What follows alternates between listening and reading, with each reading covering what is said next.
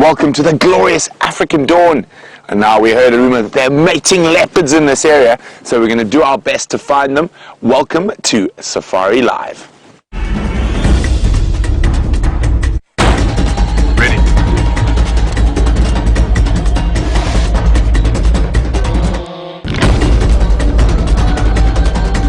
Standing by.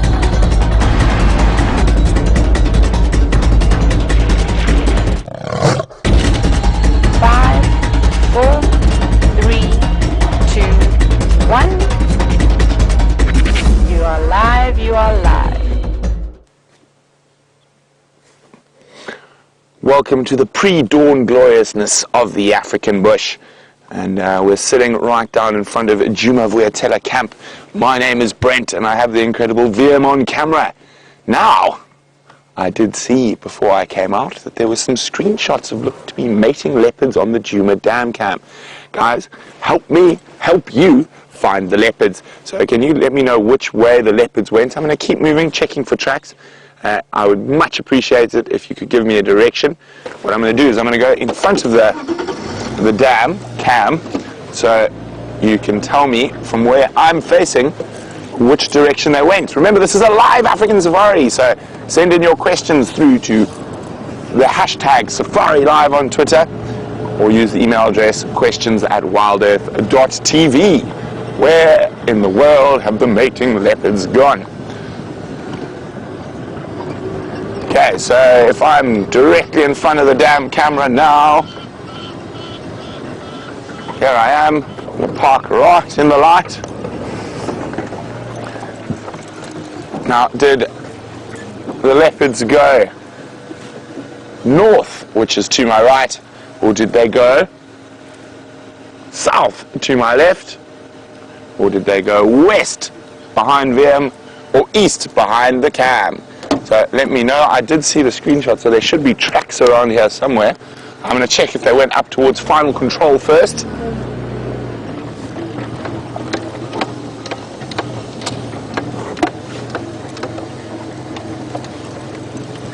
Aha, thank you very much, Chris Rogue. Towards Twin Dams we shall go. So James is going to be out much later on this sunrise safari. Like yesterday, I was shooting some non-life stuff for Nat Geo, and this morning James is doing the same, so you are stuck with me. We're not sure how long it's going to take, so he will be out as soon as possible. Now, because there's only one of us, we're going to be doing a lot of switching off and listening, because that's the best way to hear mating leopards. But while we're doing that, please continue to send through your questions and comments. We love hearing from you. Now let's have a look. Are there any leopard tracks here?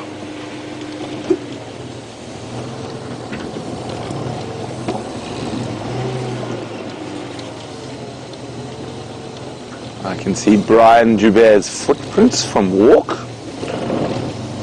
I can see some hyena tracks. But of course they could have walked out here over the open area.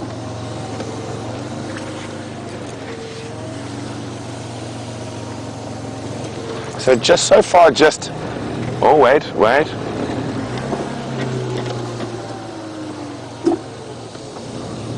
Some civet tracks.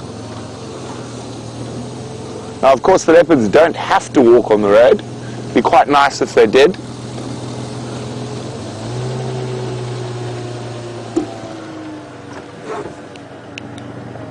So far, just hyena tracks here, but we will keep checking.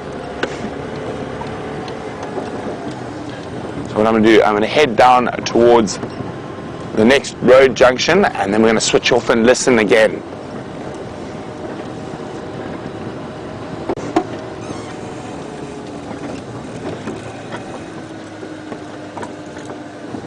Okay, so there seems to be a little bit of confusion around there. So if you have a look where I was sitting directly in front of the dam camp facing, did they go right, left, behind me, or in front of me?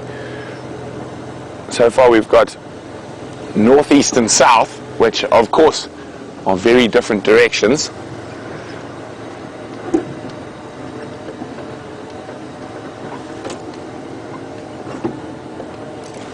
What I am going to do is I'm going to call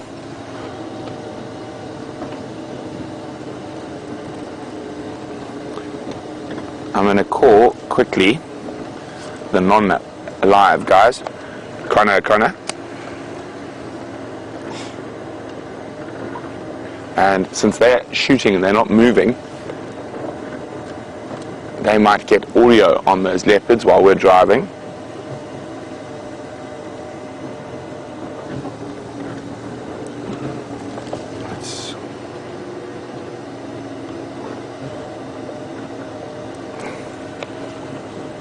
Brian or James?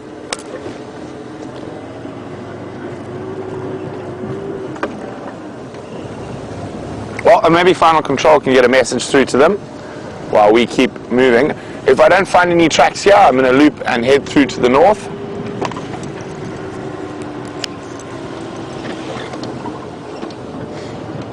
So we're just going to get the guys who are filming out in quarantine to have a listen out for those mating leopards. Now, of course, a very distinct call. You don't really confuse it with too much else.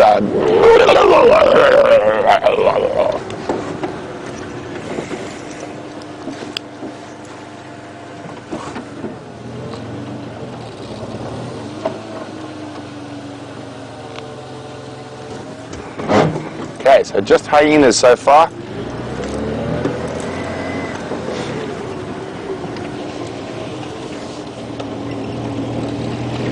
Now, of course, out of all cam ops, I've got the best track spotter with me in VM, so hopefully between the two of us, we're not going to miss them. And it's really warm this morning, but the bush, the end of winter tends to do that to you. It's about 20 degrees Celsius, which I think is 60 something Fahrenheit. And tomorrow morning might confuse us and get really cold again.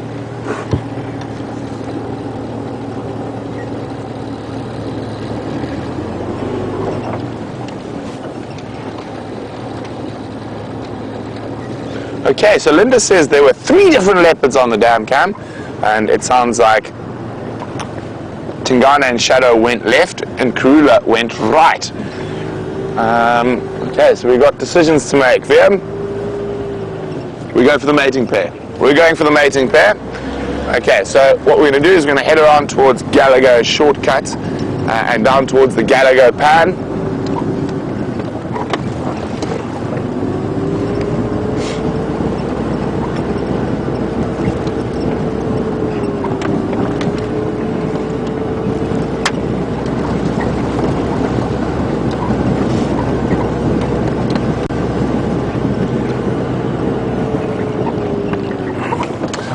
I think you know what we actually need on the dam cam?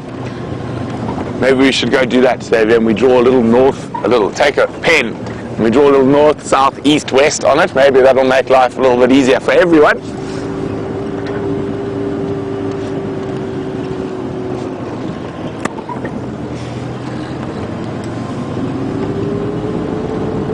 So what I'm going to do is I'm going to just sneak past the chute. Maybe not, we might interfere. No, I'm sure they'll get the message. If they hear the leopards, they will definitely let us know.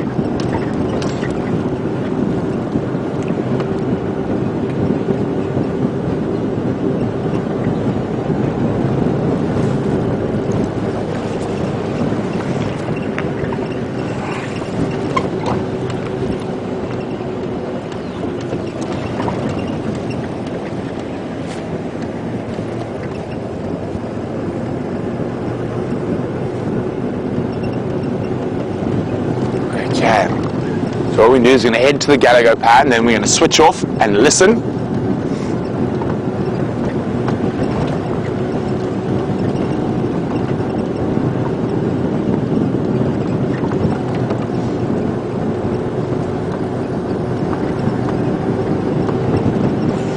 Oh, it's getting a bit nippy as we're driving a bit quickly, so we can find those leopards.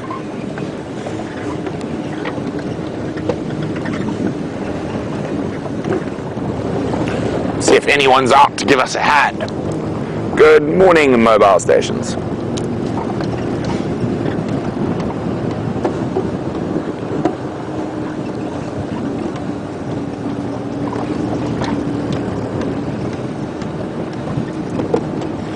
looks like we have the whole of Djuma to ourselves at the moment.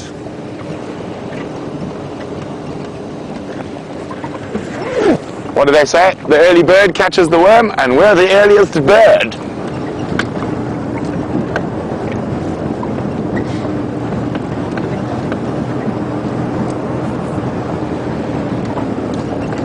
Oh, final control's funny. The early Brent catches the leopard. Well, hopefully that's true.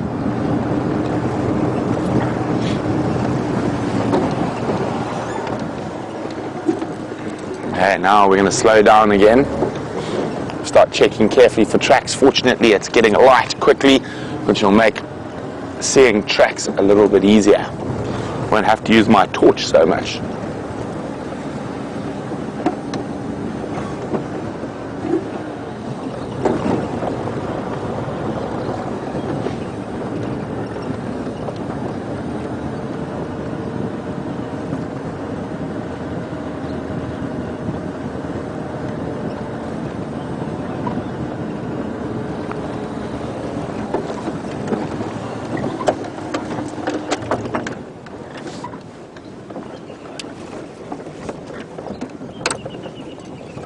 Okay, so what I'm doing is I've turned the engine off and we're just rolling down the slight slope. I'm hoping that I can hear those leopards.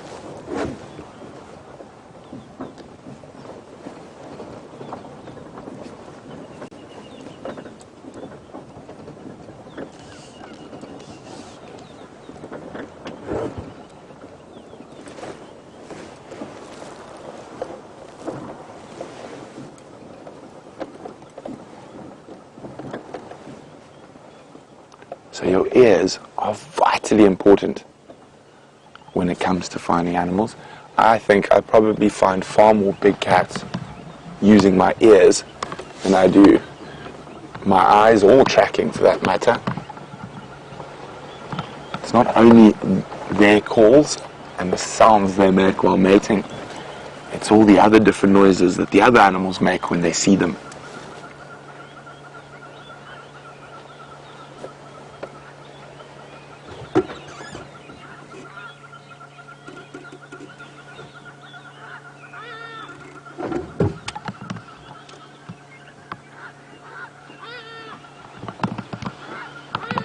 Yeah, hardy-da ibis.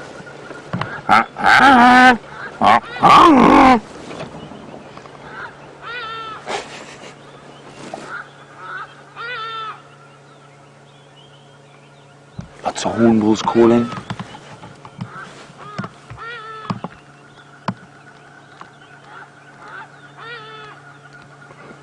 There's the hardy-da ibis.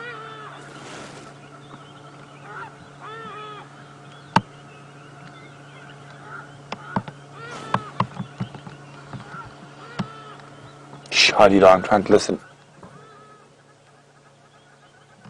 All that, that's all hornbills. And you can see the sun's not quite up over the eastern horizon yet.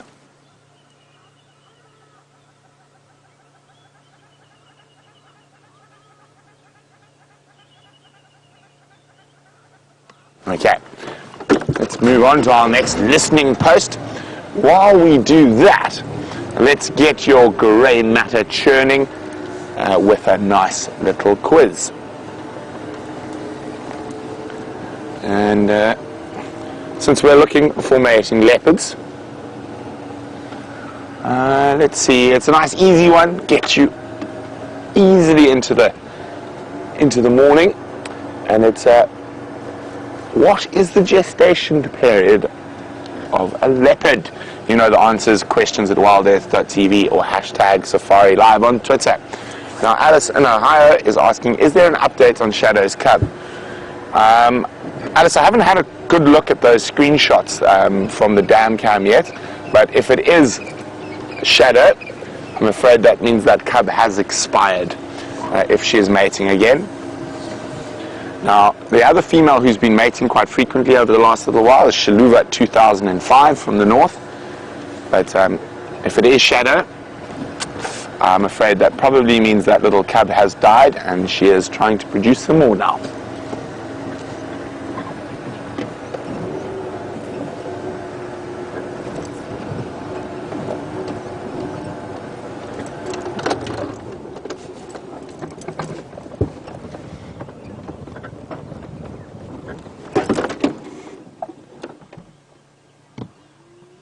Hyena's calling.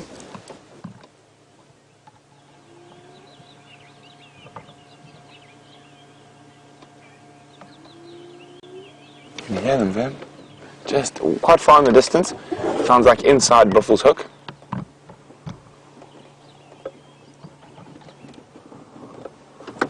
Definitely a predator, but not the predator we were hoping to shatter the dawn chorus.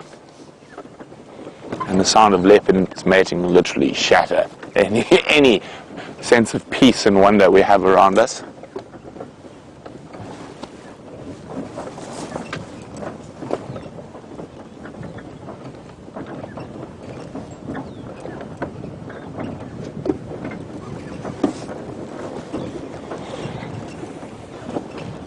No tracks yet, so they might have headed towards Mvubu Road.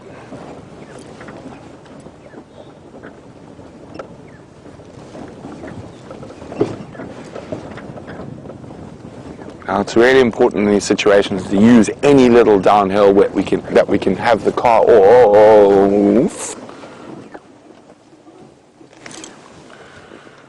Give me 1 second. The ground's very hard here, so unfortunately I don't think you guys are going to be able to see.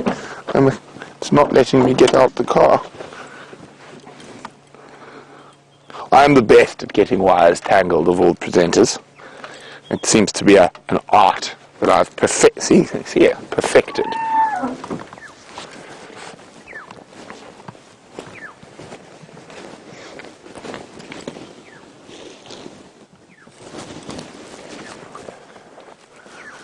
Now the ground's very hard here.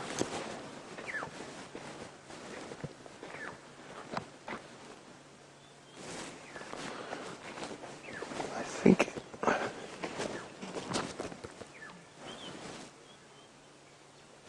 got them. Let's go. I can hear a leopard sawing, so not mating. And oh, it sounds like they're quite a distance already, but at least we're getting in the right direction. And it is a wonderful Saturday morning puzzle to work out. So hold on. I'm just going to go to the easiest spot to turn around, which is right at the Gallagher pan itself. I'm going to go ooh.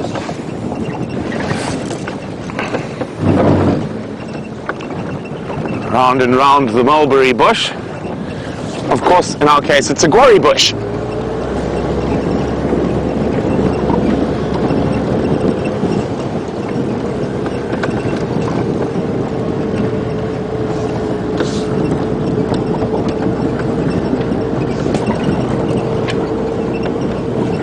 Well done to James. Anna, listen, Aaron, it was quite an easy one, though.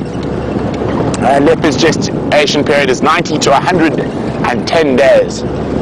What do you think, Phil? Gotta go shortcut near the fire break. Be my guess. Whee! I think in another life I would have been a rally driver.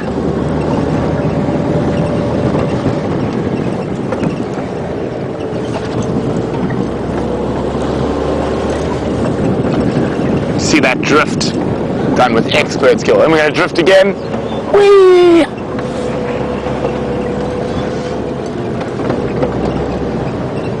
There we go. I can hear VM laughing behind me. I don't think it was probably the most skillful drifting ever been done. It is an all-wheel drive after all, yes, you are correct, VM. Take away my fun, VM.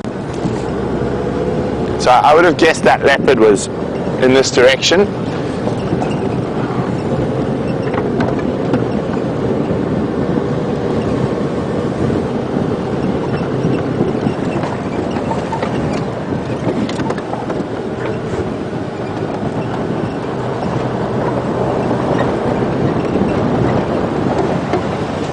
So there seems to be a little bit of confusion about where the sun rises in South Africa, and I guarantee you it rises in the same place it does in the rest of the world, in the east, and the sun sets in the west.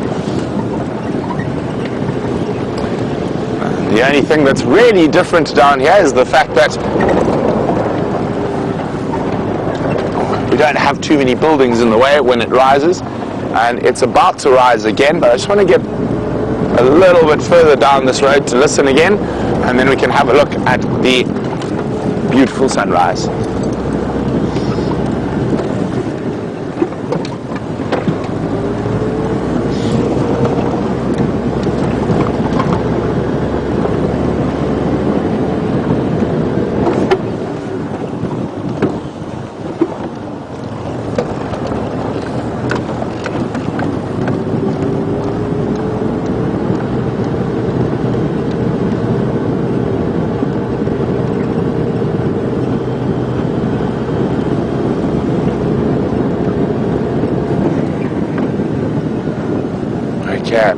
Sorry, I'm just concentrating. I really want to find you guys these leopards.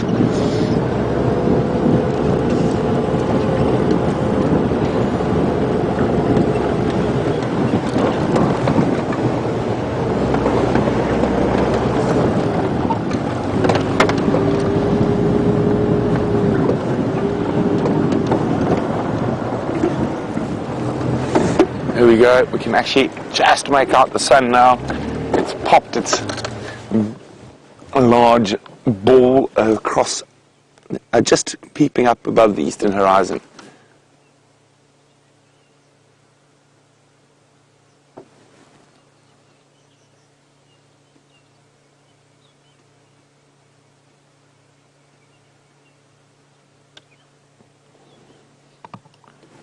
Just listening carefully again.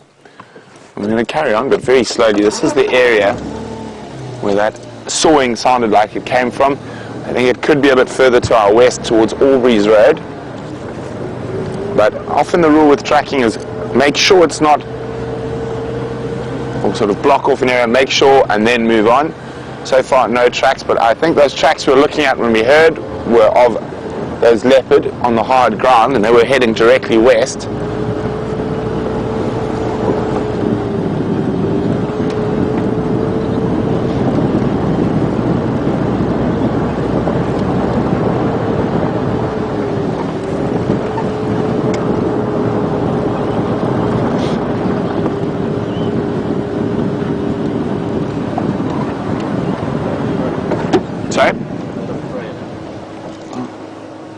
I'm so concentrating on the road. Wiem is doing the spotting of other things for me. What have you spotted there, Wiem? It looks quite interesting.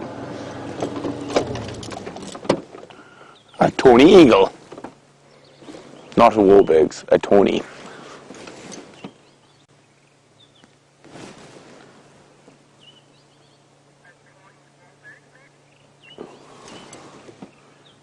There we go. A tawny eagle. Now, quite often they're the first of the birds of prey to find a kill, but I think in this early morning, it's just where that tawny eagle slept last night, so we're going to keep moving to try and find those leopards.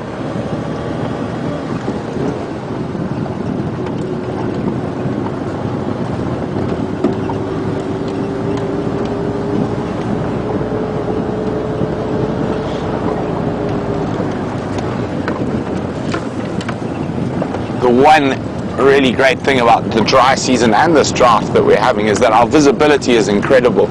We can see long distances into the bush.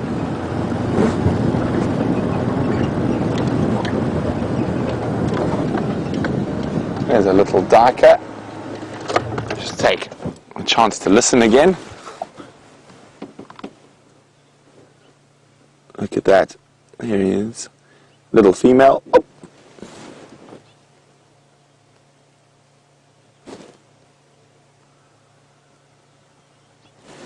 Now, watching us this morning, you'll see why it's so much easier to find animals when there's two vehicles, because one of us could have just sat and listened and put the other in the right direction.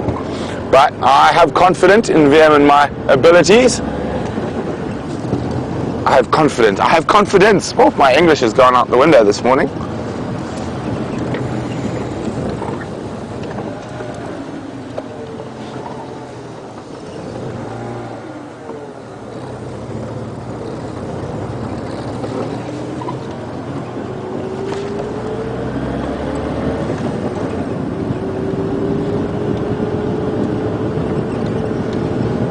I'm saying the leopard's still in Djuma, a bit further to the south of where we are now.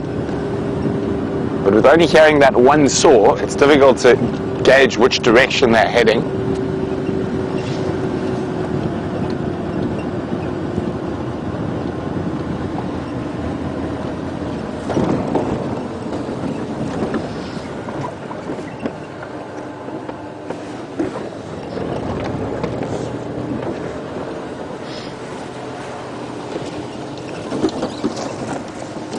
So apologies if my head's hanging off the side of the vehicle. I'm just trying to make sure we don't miss any tracks. But please keep sending your questions and comments through. We'd love to hear from you. Questions at wildearth.tv or hashtag Safari Live on Twitter. But to keep you busy while I'm tracking the next leopard quiz. And, ooh, this is a good one. What age is the oldest recorded male leopard in the wild, and where was it? What is the oldest recorded male leopard in the wild, and where was it? And bonus marks if you know his name. Remember, questions at wildearth.tv or hashtag Safari Live on Twitter. Hyenas.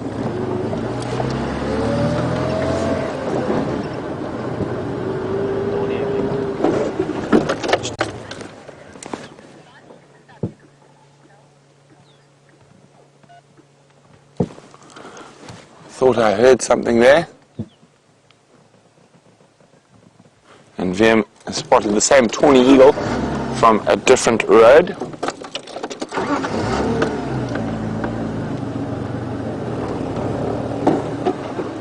Just find a gap through the trees. How's that, Vim?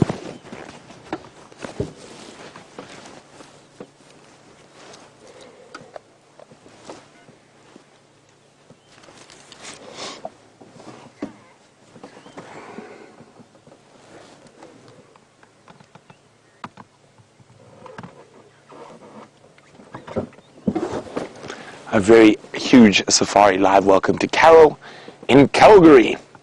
Now Carol's wondering is how large is our area that we traverse? It's about 5,000 acres, Carol.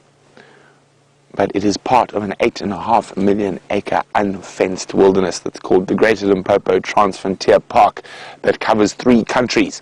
So even though we can't drive everywhere, the animals can. And Carol, what I'm doing now is trying to listen for leopards.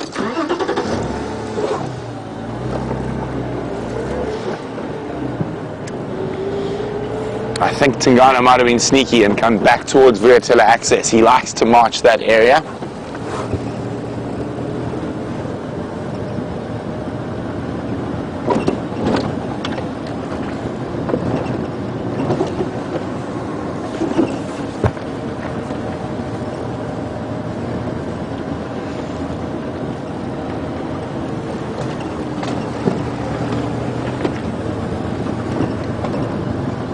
Now, one of the, sad things for us, but is that male leopards can walk probably 20 odd kilometers in a night, and Tingana, who's our dominant male, is a great walker of distance in short periods of time. So I'm hoping we do manage to catch up with him before he marches off property.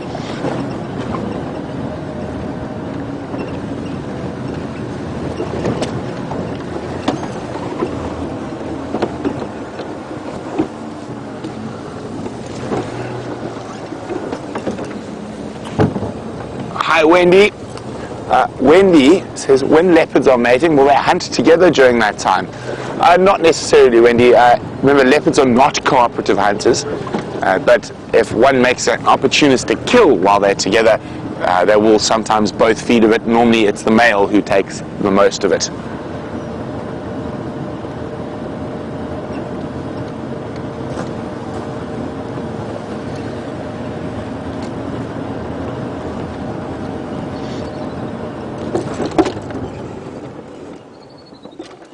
No. Thought I heard a squirrel alarming, but it's not.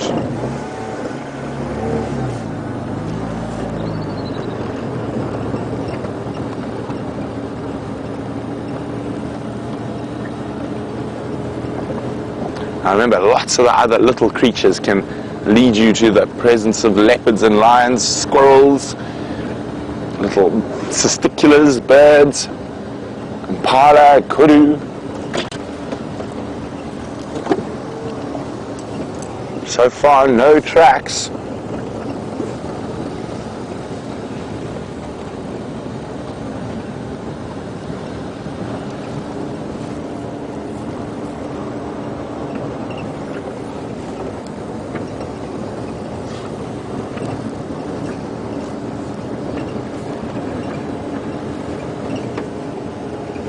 Come on, VM, spot us a leopard.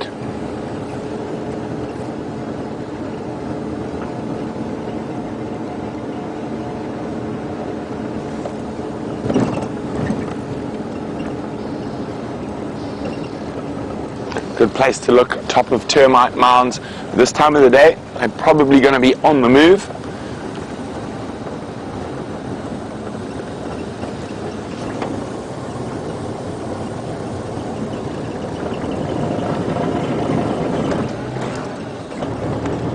Quite a lot of elephants around here overnight.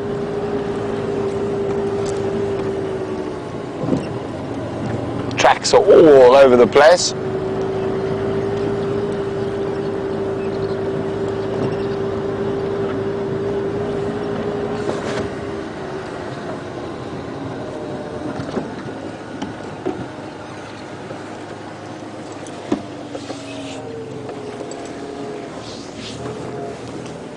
Nothing there, Vim. Nooks. Oh.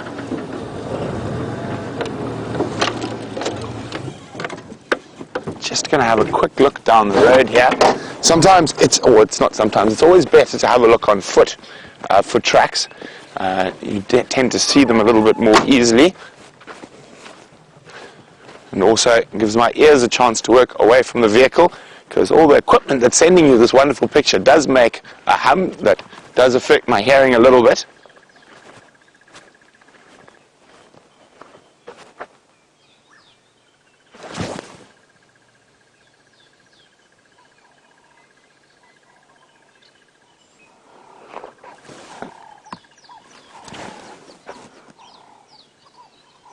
Of course, the morning birds are making my life difficult. As soon as I stop, they decide it's the time to have the big dawn chorus.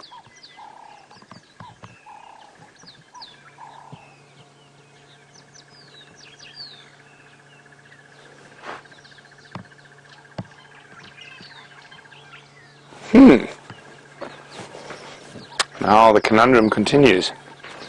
Ben, where do you think Mr. Tingana has gone? Sandy's. Sandy patch. I was thinking the same thing. Let's go have a look there.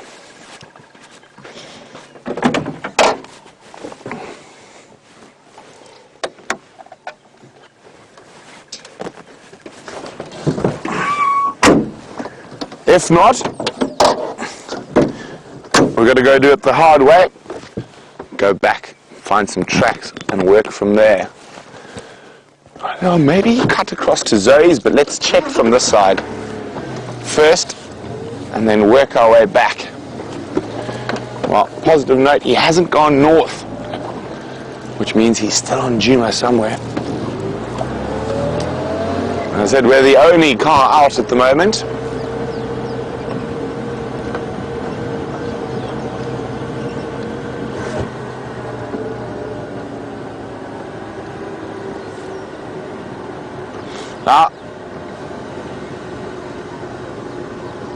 Now, Safari Dean says there was a 19-year-old male leopard in Botswana called Tukishana. Now, I've never heard of that. As far as I know, there hasn't even been a female leopard that's got to 19 years old. I think 18 is about the record, but I could be wrong. But Michael, as far as I know, that is correct. The Kampan male, 15 years old, and he was on the southern Sabi Sands. I just got to be on the game drive quickly. Someone else is out to help. Morning, Andrew. Just me out at the moment.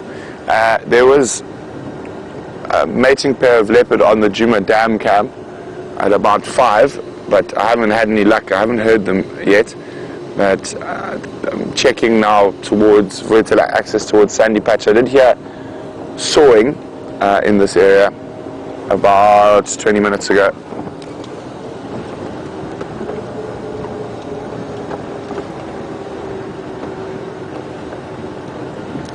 Copy, thanks.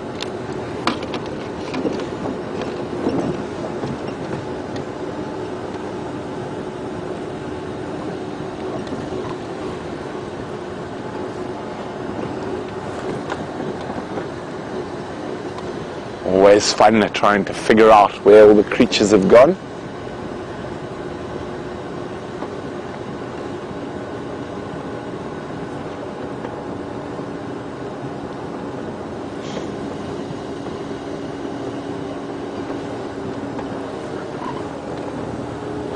Now there's been quite a lot of confusion scientifically with leopards over the years, with lots of subspecies being named. And with recent genetic tests, most of those subspecies have been completely dispelled. So for example, there was a Kruger leopard, a Cape leopard, a Zambian leopard, and they're all pretty much exactly the same. There was even a Zanzibar leopard, but the only really distinct leopard subspecies, you've got your African, Asian, but even then it's so close. But the one that has been separated from other major leopard populations for the longest period and has developed some distinct genetic traits is the Amur leopard that lives in Russia. Snow's a different species. No, completely up. So there you go. If anyone's wondering, snow leopard, clouded leopard, those are completely old lion tracks, different species. That, I mean, they all have a common ancestor a long time ago, but they are genetically distinct, and they would not be able to mate and produce viable offspring.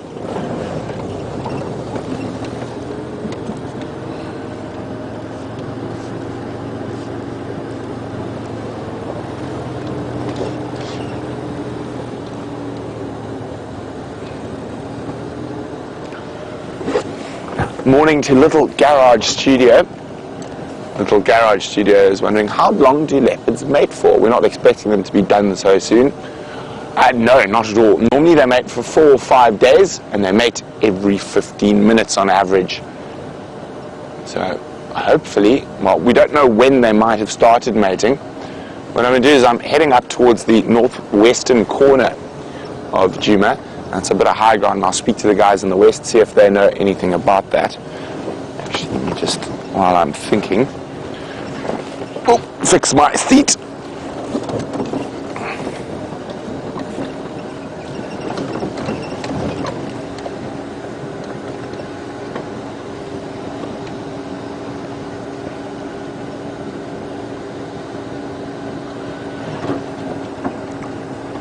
Shamson saying, shouldn't we have heard them by now with their 15-minute schedule?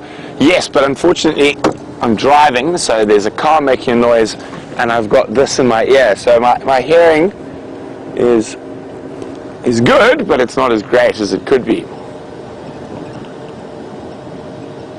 Now I'm going to do a little cheating.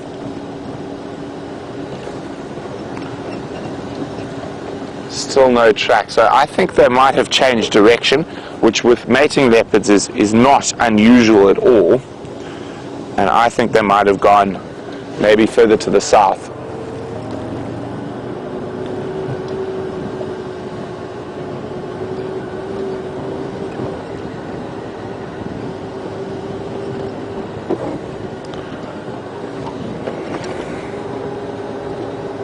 Now, where are we going with this?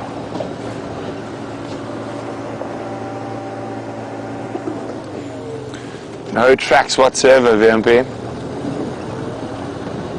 So, we've got two choices to make. We can either go back down towards Impala Road, or we head for Mvubu. Decisions. What do you think, Vim? they've either gone down Zoe's or they've gone further east. Because there's no sign of them here in the west.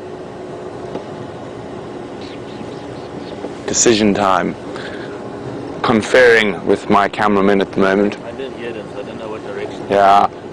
I'm not sure that was them. I think it could have even been Karula we heard calling. Check.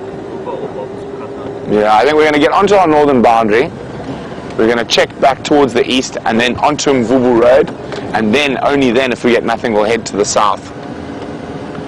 But one of the reasons we're choosing the northern boundary is it means I can do long periods with the engine off, just rolling down the hill. And there's always a chance the Nkurumas will pop up. They've been in that area quite a bit.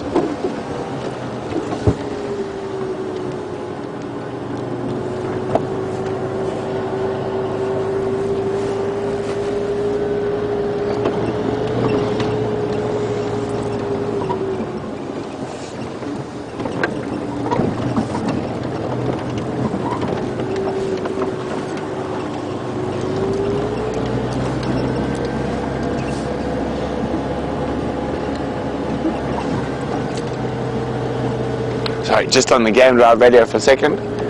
Morning, yours. There was mating leopard in front of the Djuma pan at about 5. I haven't heard them again. I'm busy trying to relocate at the moment. I've done Gallagher shortcut. I'm now going to do Buffelshoek boundary down to Mvubu, and then if nothing there, then maybe they have gone a bit further south.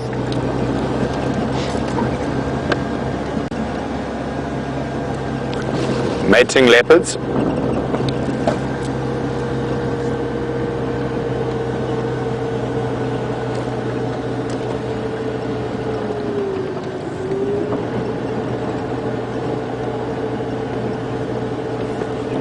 Copy, thanks, Jos. Yeah, it seems, I haven't seen the photos properly, but apparently it looks like Tingana is the male there, and Shadow the female.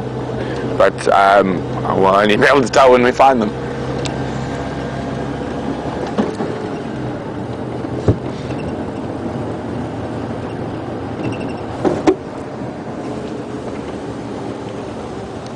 Copy, thanks. So there's an update from yours in the north that the Shaluva 2005 female was calling and looking for male leopard this morning, last night.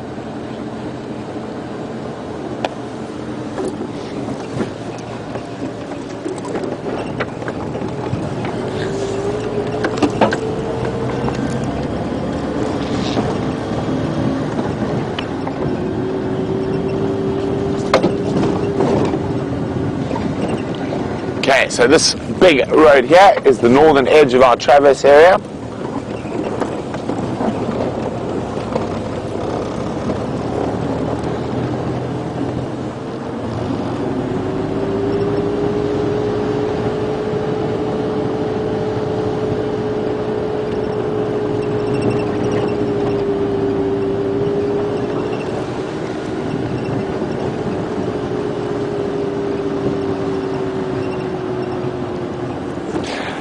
Good. Motto, Dr. Light.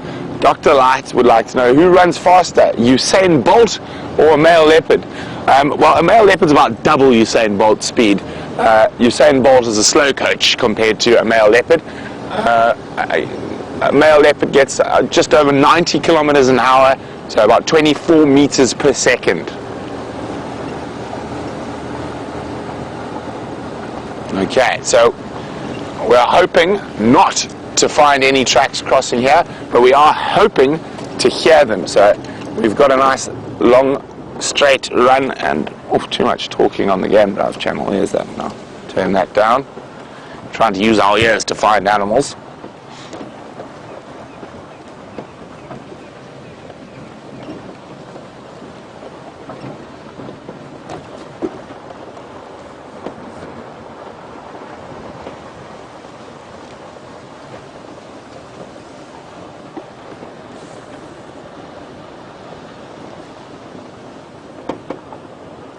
Just going to stop for a second, take the ears out and listen.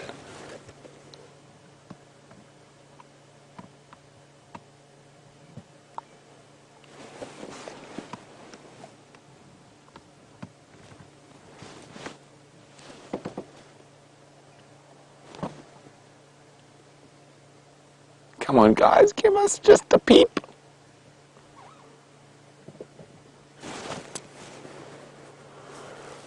Well, it seems like they're making life a little bit difficult for us this morning.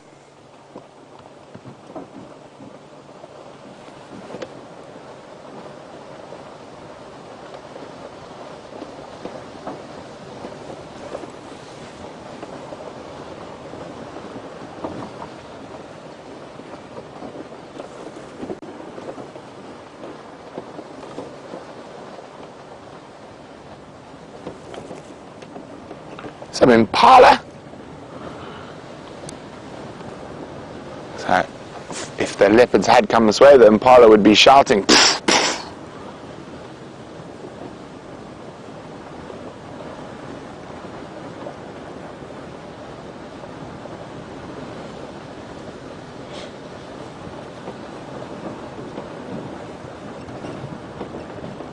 It is going to be quite warm today. I think we might get over 30 degrees Celsius.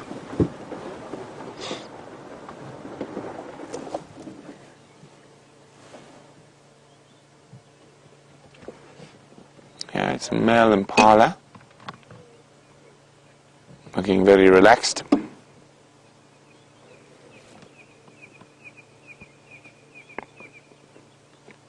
Now Tasha's wondering how far can a leopard hear the call of another leopard.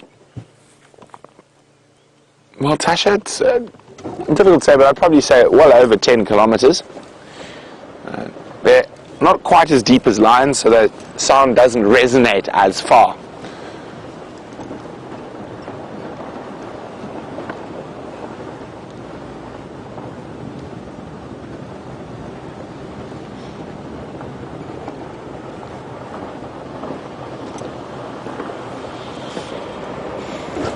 No tracks, no tracks. I'm starting to think they might have changed direction and gone south.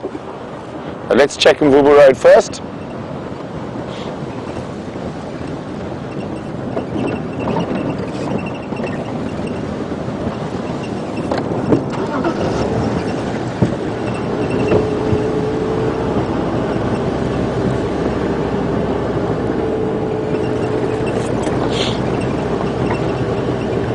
As I said, today I think it's going to be very warm. We're starting on 20 degrees Celsius, which is a very summer-like temperature. But August tends to do that to you. You think, oh, summer's here, the warmth is coming, and then in 3 days' time, whacks you with a good little 8 or 6 degrees Celsius, and you freeze because you didn't take enough jackets.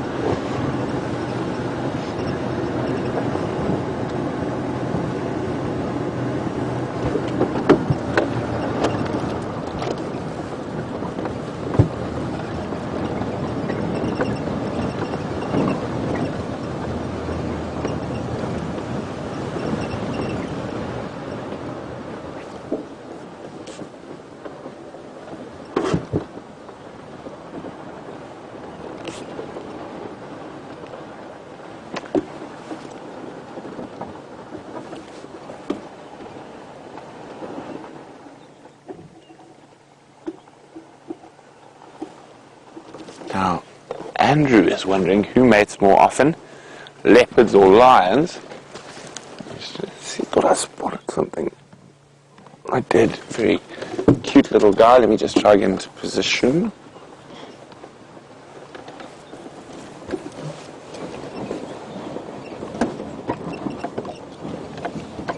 Don't fly away, little one. So Andrew, I'll get to your question in a second.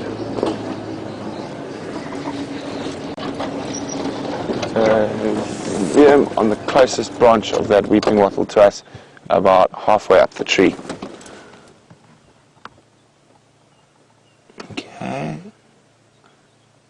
A little bit to the right. No. Up a little bit. Center frame. A little bit lower. A little bit to the left. Up a bit. Is that him there? Right. You have a look here? And a little owl. Yeah, even the left-hand side screen. Yeah, a little pearl-spotted owlet. Just to the left of center. Let's see if we can try to get a bit closer.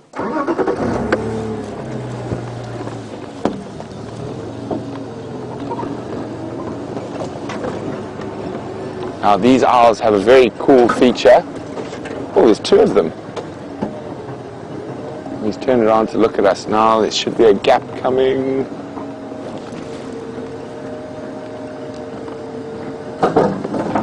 How's that, Vim? Now, there he is. Hello, little chap. That's a little pearl-spotted owlet. And there's actually a pair of them. Oh, one's flown off. So it's the second smallest owl species. Now look at that. You see that black dot on the back of his head? Now they've got false eyes. So in case anything tries to sneak up on them, it always looks like they're looking at you.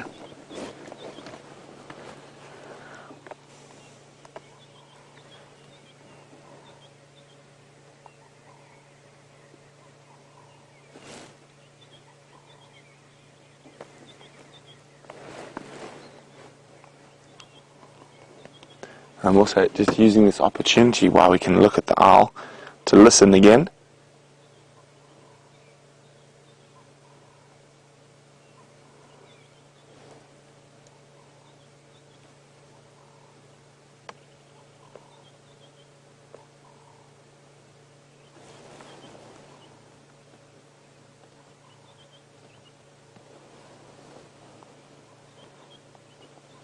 I'll show you what that looks like. A bit more detail.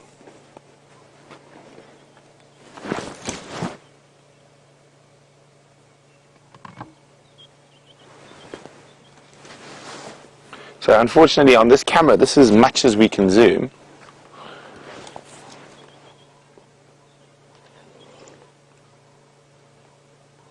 Okay, there we go.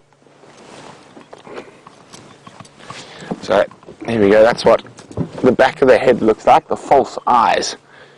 So it always looks like he's looking at you. Little pearl spotted owlet. Tiny, tiny, tiny little guys. About 19 centimeters. So the leopards are just not playing along with us today, so let's keep going. Bye-bye, little owl. Hope you don't have too many drongas in your life today. So those little owl species are often mobbed by many other birds. Even though they pose very little threat to another bird, most creatures don't like predators in their presence.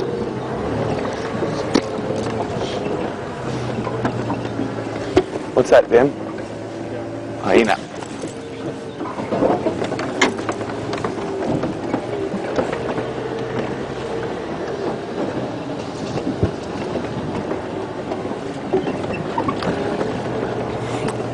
So back to your question, Andrew, about who mates more often, leopards or lions. I would say it all depends on the situation. I'd probably say about the same. It all depends how many, or who, if they've got cubs or not. Obviously, while they've got cubs, they don't mate. And if you think about it, it takes the lions probably a little bit longer to reach maturity or independence. So leopards, purely on that note, probably mate more often because their cubs reach independence at an earlier age than the lions do.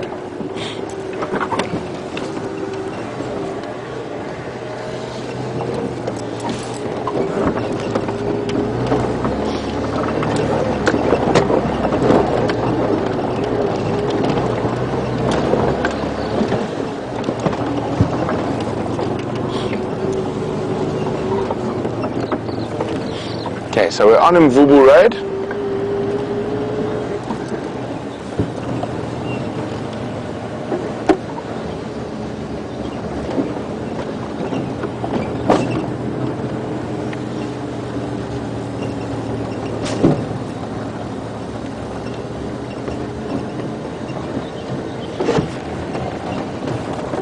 by Donna, who's a brand new viewer. Welcome to the middle of the African bush. And Donna's wondering what African bush it is. Well spotted, VM. So Donna, we are in the what is called, well, let's start small and go big this time. Normally I go big and come small.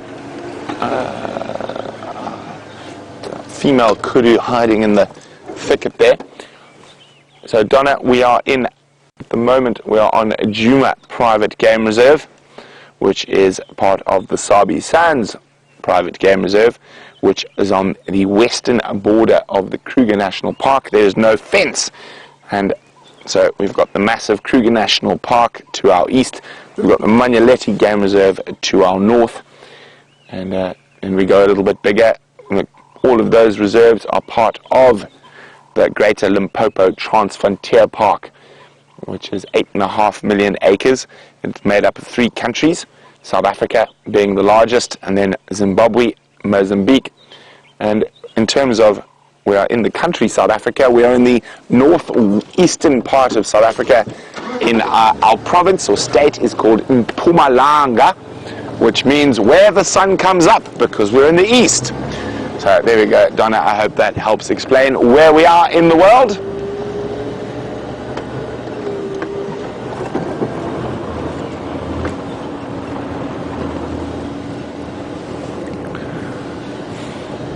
So it is, I'm almost thinking, I have no idea where these leopards have gone. Do you, Viam?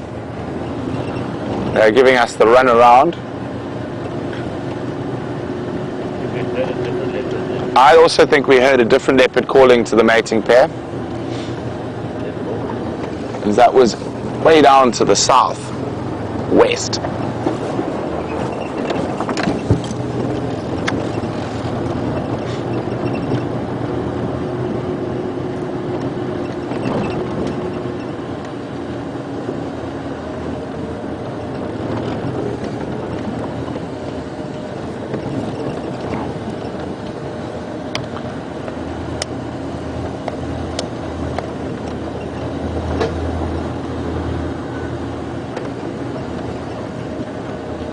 And it is an absolutely gorgeous day out here.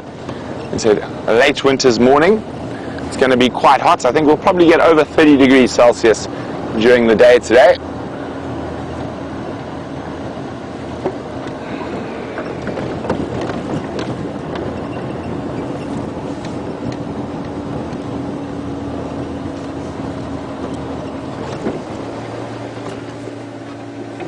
Well, there's some buffalo in the distance. They've made their way towards the Galago Pan. We got them through there, Vim. Way in the distance. That black spot is a buffalo. Here we go. So we know the leopards aren't there.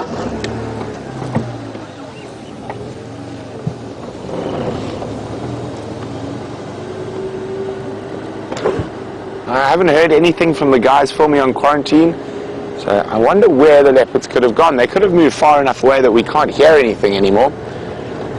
Or if they've been mating for a few days, this could be coming towards the end where that 15-minute gap becomes bigger and bigger. Now what I am going to do is I'm going to have a quick swing past where we left the Nkahuma Pride last night.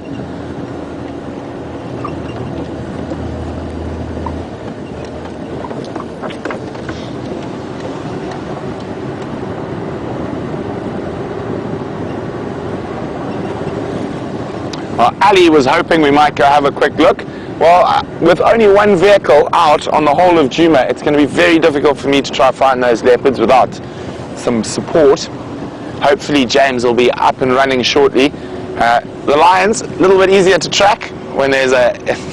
well, how many footprints were there yesterday? There were 3 males, 5 lionesses, 5 cubs, and possibly another 3 cubs. So there's possibly 15 different sets of tracks to follow. A bit easier than 1 or 2.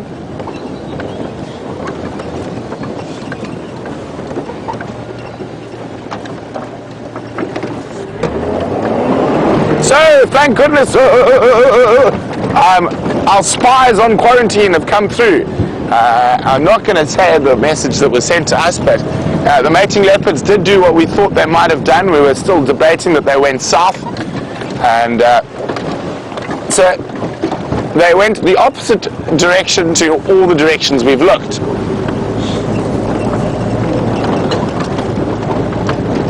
So hold on, we are Ferrari safaring. I get to practice my rally driving and very bad drifting according to them. How's that, Vim? Is that better? Okay. It's okay, okay. Well, that's better than the smirk I got earlier. There must be more dust. Okay, Vim. Is that more dust? Here comes more dust. There's always the option of doing a handbrake turn and losing the cameraman. If he keeps up with his Osaki comments this morning, that might be an option. There we go, VM says, no one's ever managed to lose me. Well, the only cameraman that's ever fallen off the back was Brian Joubert. And that wasn't even while we were on drive. It was while we were on our way back from Final Control, going at about 2 kilometers an hour. I'm still not sure how he managed that.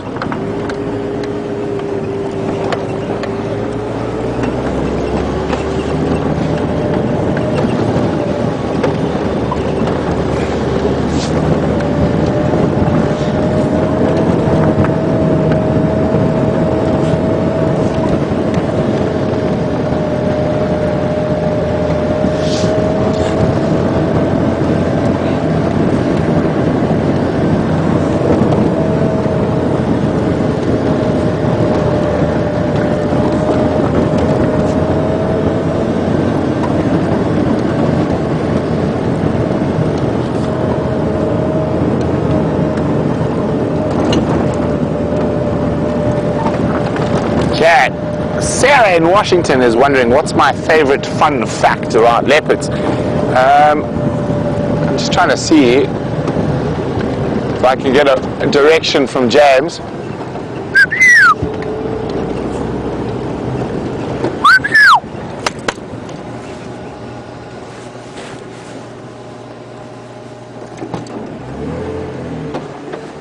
James, he's not concentrating.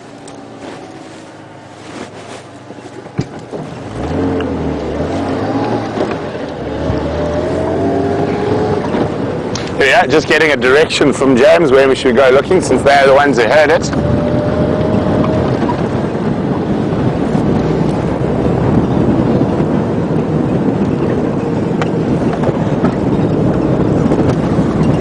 So they said the Zoe's clearing, which is just up here.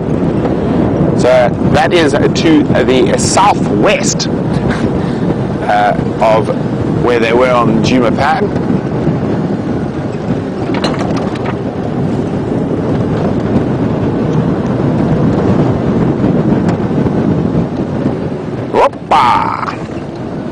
So, my favorite little fun fact about leopards. We're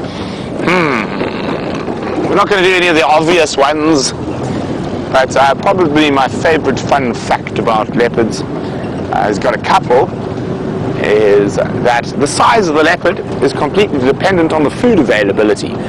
So, for example, a big male leopard in the Sabi Sands weighs anything from 75 to 90 kilograms, and a big male leopard in the Cederberg Mountains of the Western Cape weighs a mere 25 to 35 kilograms, smaller than Karula.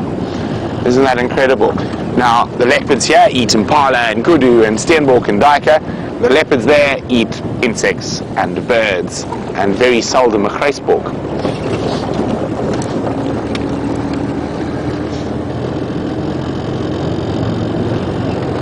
Okay, so we're in the area where they heard those leopards.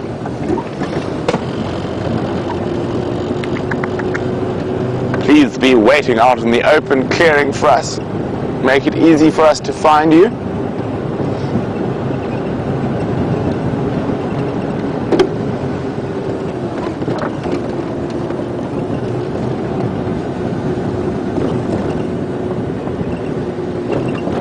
I think more than likely they are down towards the little river system where it's quite thick, but what we're going to do is just make sure there are no tracks on Zoe's road. I'm going to drive down to the base of the clearing and we're going to have a little listen.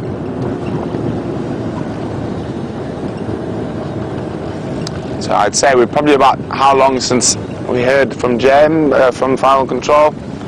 8 minutes? 7-8 minutes? So we're getting into that zone where they should be making a noise again.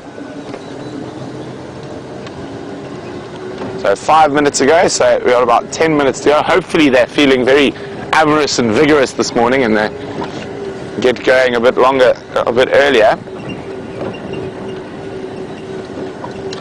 Okay.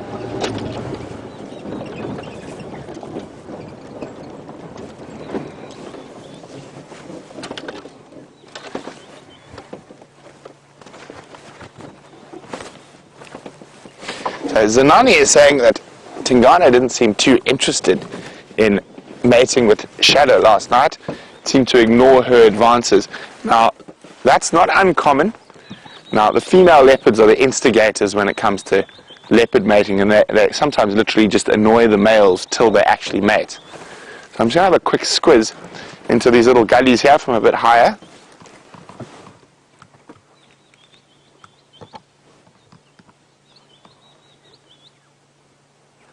I'm also listening for any little sound from a little bird or impala.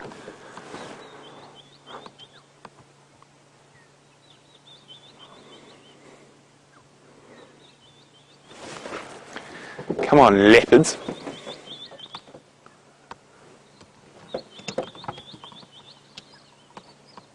But while we're sitting here listening intently, we can hear white-browed scrub robin calling quite vigorously. You can hear a golden-breasted bunting as well.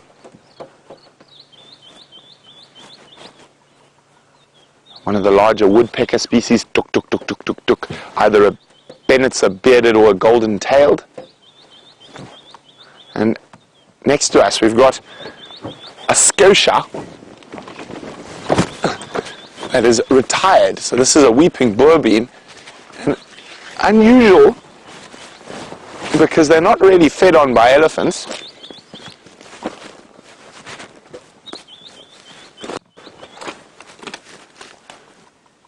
But this one doesn't look like it's been fed on by elephants.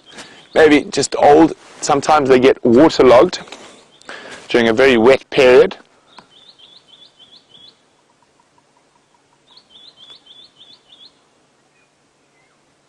There's an absolutely gorgeous array of sounds around us. I even hear a little somber greenball.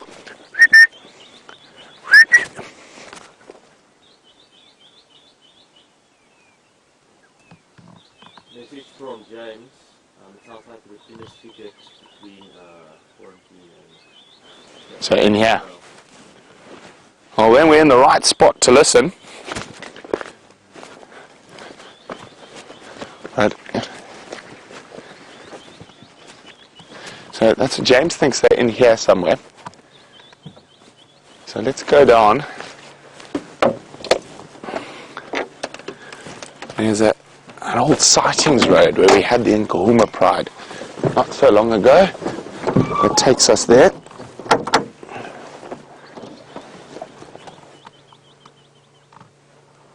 So we should be on about 10 minutes now.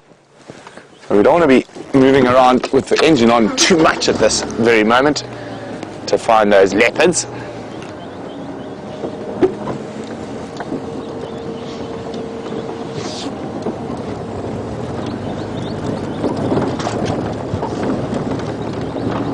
So I'm going to get to this little spot up here where I can see down into these little gullies.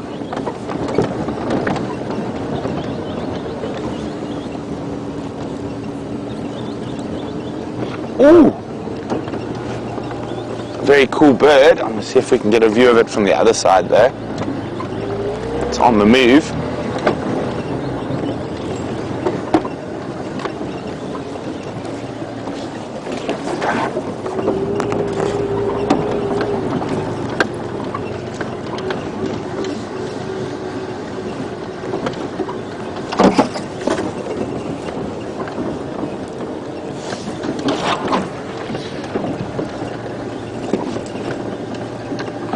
done a disappearing act. Okay, so give you an idea. So James said between quarantine, if I go back up here, you can see quarantine over there on the horizon.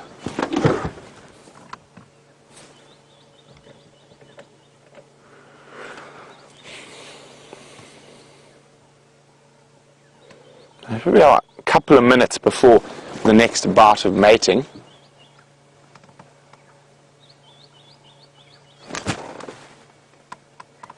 I'm just going to step off the vehicle, and it's just so I can hear a little bit away from the buzzing from the broadcast equipment. Well, hopefully they're so close it sounds like they're on top of us, but just in case they're not, and I need to figure out a direction. So I'm just going to listen carefully. Now what I want you to do while I'm listening, I want you to listen with me, and listen and try to figure out how many different bird species can you hear calling.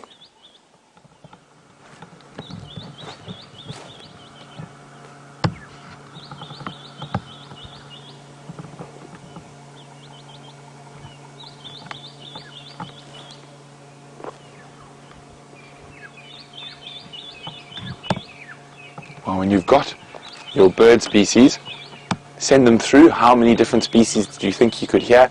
Hashtag Safari Live on Twitter, or use the email address questions@wildearth.tv.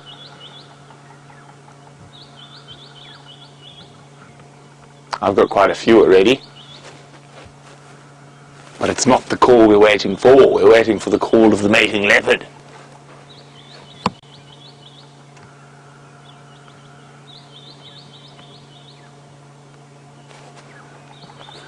Now, quite often, sometimes when they're mating, they'll move between bouts of mating. We've got ourselves a nice spot. We've got some open areas where we can check in all directions. I just want to make sure they don't sneak behind us where we were, coming out of one of these little river systems.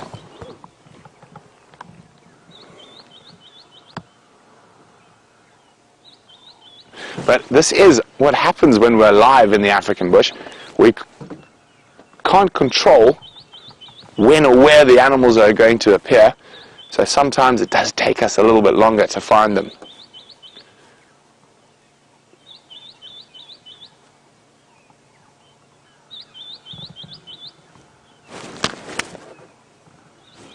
Wow, they've got behind us already. Let's move! I heard them. Okay, the hunt is on yet again.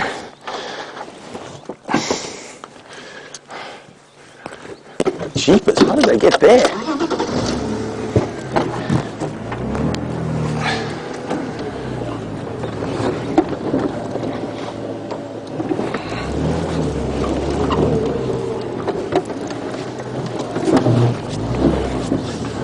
Hold on.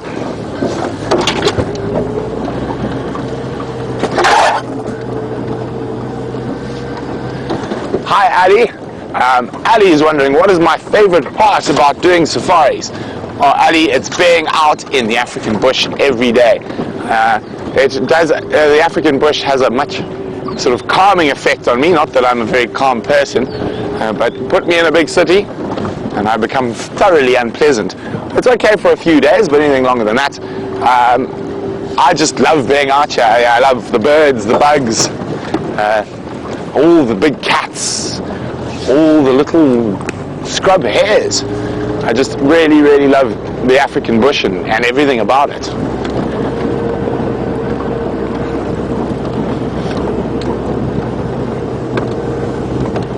So we're straight through there, so I'd say power lines. It's going to be our best bet.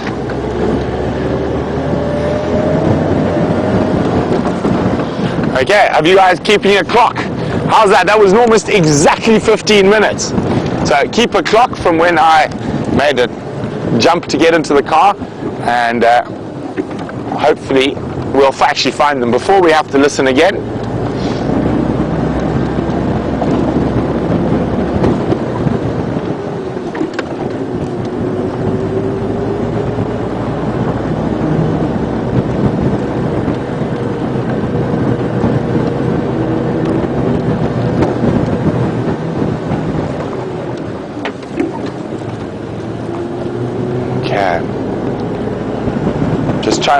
plan in my head. Where's the best way? Sounds like they were heading southwest.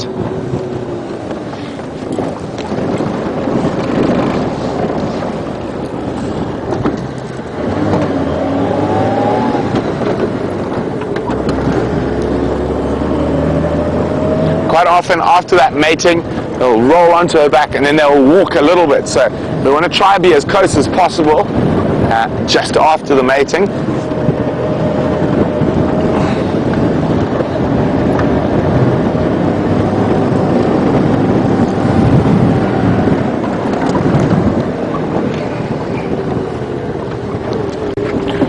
Audio audio of mating leopards blocked between Powerline, Zays and Impala Road. I'm following up.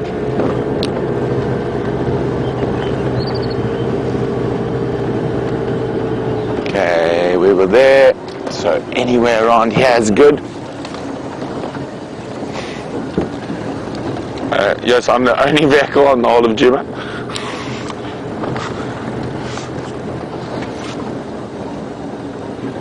Copy, thanks, it'll be much appreciated.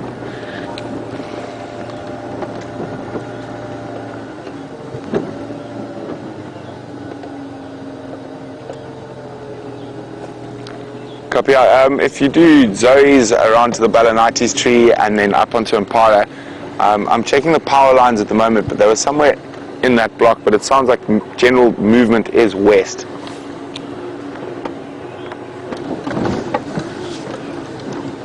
Okay, so I would have guessed they're about here. You know what always useful when looking for leopards in the African bush is a termite mound. Not only do leopards like to use it, but I can copy them.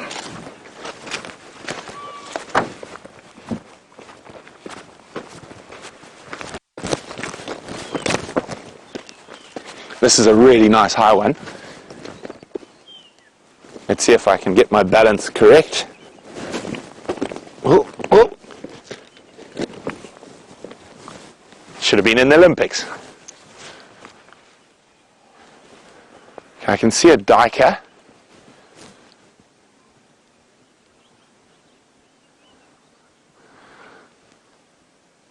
Now what I'm also doing is listening.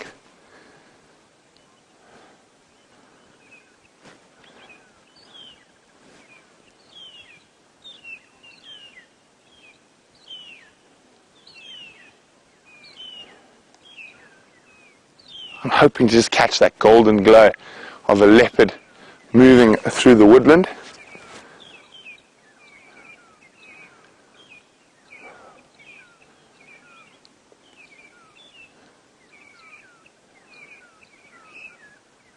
We were parked where we were there.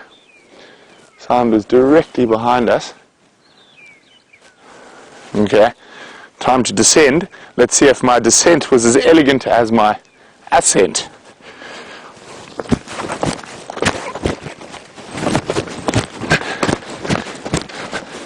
So if they are moving west, what we're going to do is we're going to go around to Impala Road.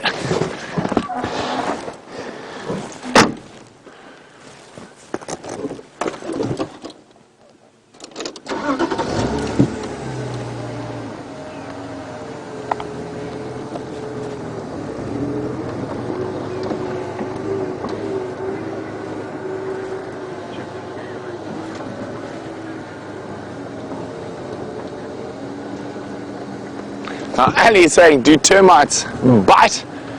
I'd be so nervous to stand on top of a big mound like that.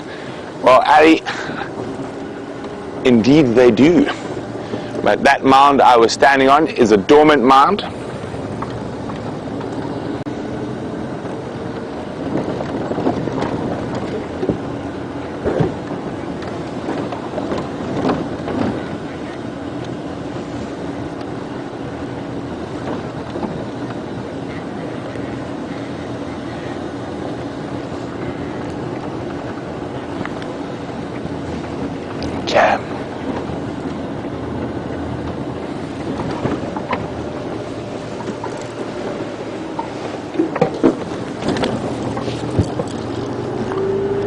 Okay, we're just going to check very carefully for tracks here. Those leopards are definitely in this block, but I'm just hoping we catch them before they cross the road.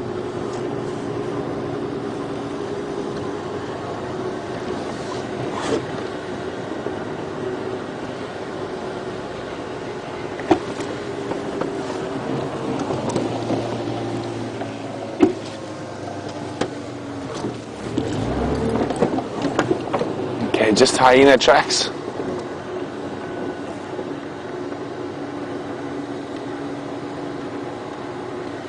So how's our clock going, guys? How close are we to that 15-minute magic moment?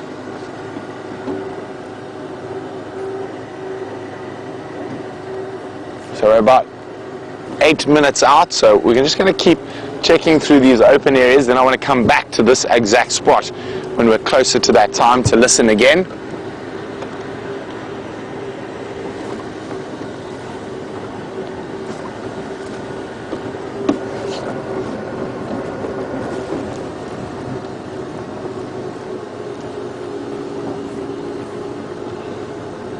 It would have been nice if they'd made it easy for us and waited at the pan until I arrived.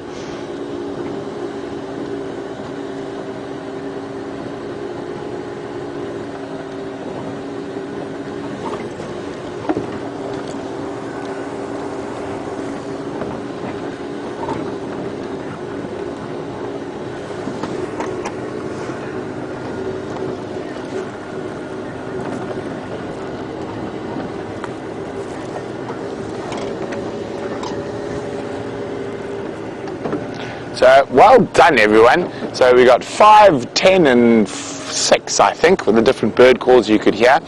I had 12 or 13 before I got distracted by the leopards. So if you got any of these, well done. There were arrow-marked babblers. There was yellow-billed and red-billed hornbills. There was African grey hornbill. There was a scrub robin. There was a golden-breasted bunting.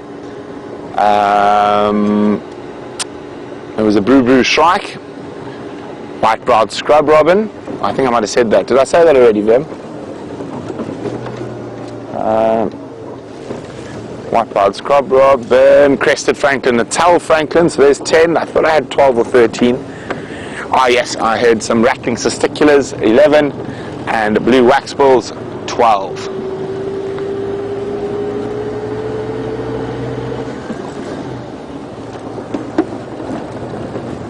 Honey badger tracks.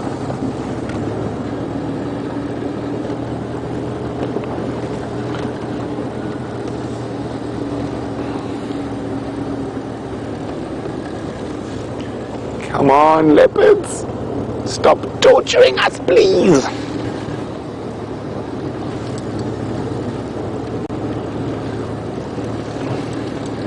Fortunately, we got some help on the way. Yours is also coming into this area. So with 2 vehicles, it makes it much easier to find something like mating leopards that are constantly on the move. So we can position 2 vehicles in different places listening. So it makes it much easier for us to find them.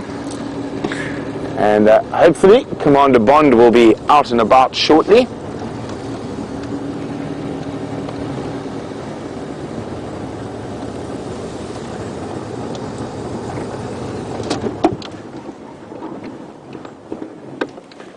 Now, I'm really fascinated to find out which female leopard this is for a couple of different reasons.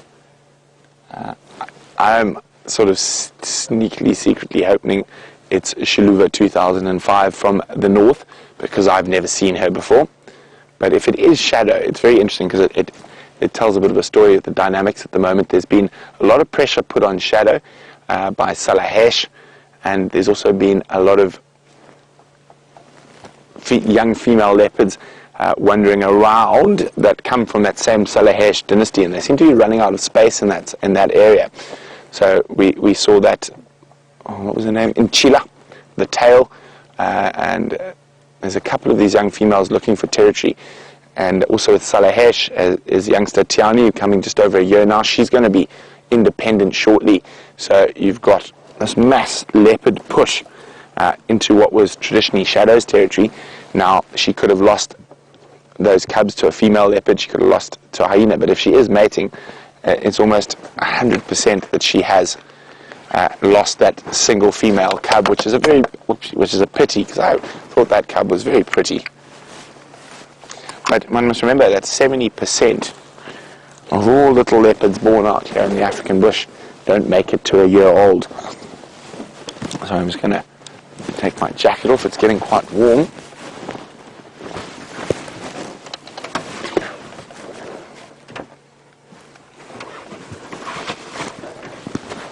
Thanks, Vim, for not making me look like a spaz while I took my jacket off.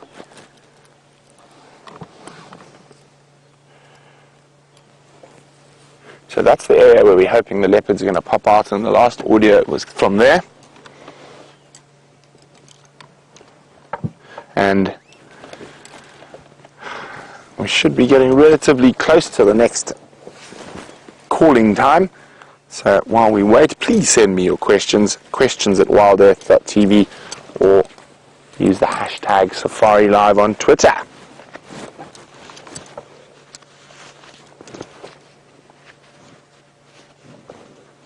So how's the countdown clock going? I reckon it must be about 2 or 3 minutes. There we go, 2 minutes. So we're in the right spot at the right time.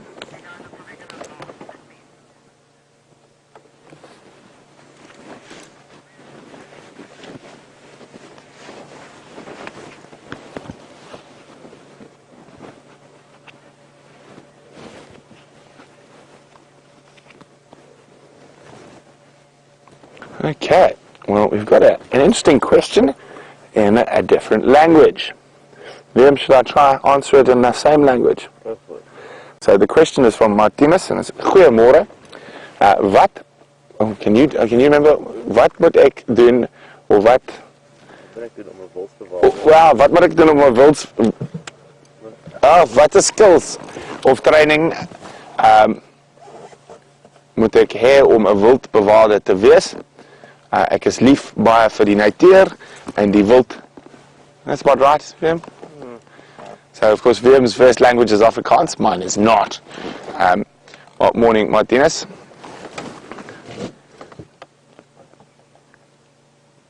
Now, Martinez, a passion for the wildlife and the bush is something you need, and it sounds like you already have that.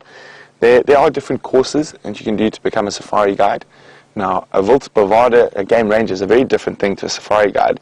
There's been some confusion in that. Safari guide is generally a person who takes people on safaris into the African bush, whereas a game ranger is more involved in management and anti-poaching, fence fixing, road maintenance, dam building, all that type of stuff. So we're about, and Martinez, I'll carry on chatting now. I just want to keep quiet for a little bit. We're about on that 15-minute mark.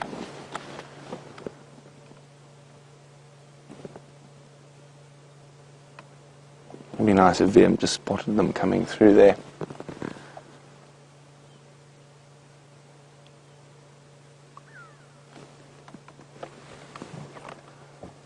So there's a go away bird. We have one little alarm call off that way.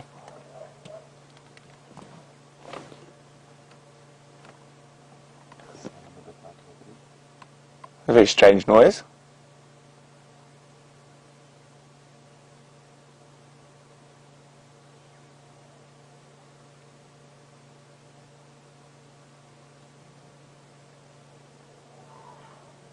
Elephants trumpeting upset. I think the leopards might be there. They're really giving us a runaround this morning.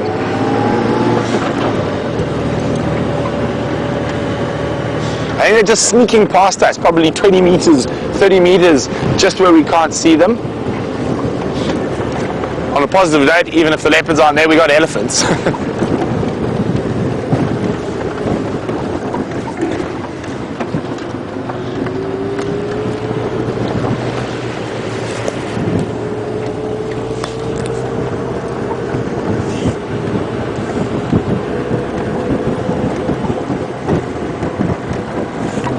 trying to get a hold of yours, see where he is and which direction he's coming from. Yours. Yours, what's your current position? Copy. I'm just following up on some very upset elephants towards Impala Road, Sandy Patch. Possibly might have seen them. But the last place I heard those leopard was between Zoe's and Impala Road, just to the south of the power lines.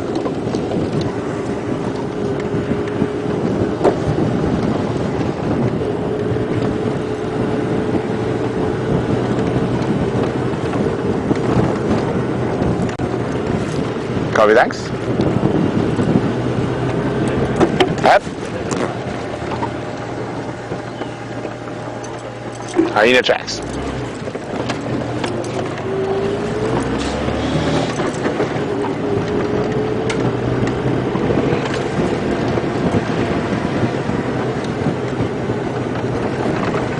Okay. Those elephants.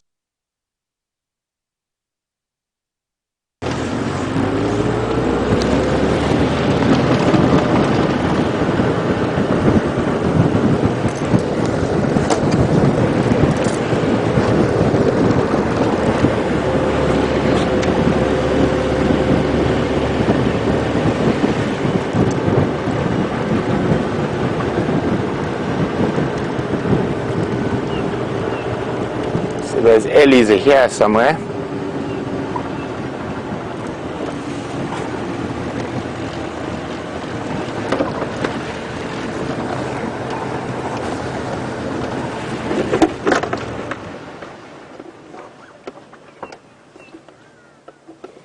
Oh, there's a pretty white helmet shrike.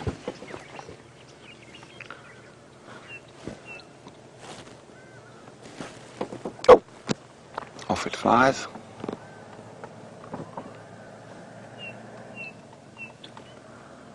Unfortunately, it's quite a busy road.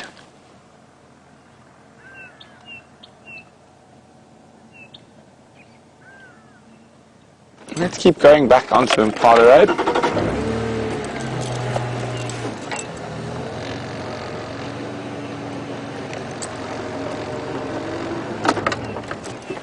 Let's just have a quick listen.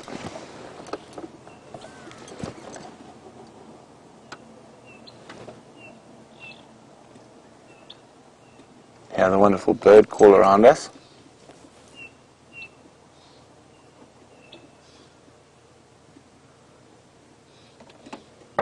Now, I wonder where those elephants were.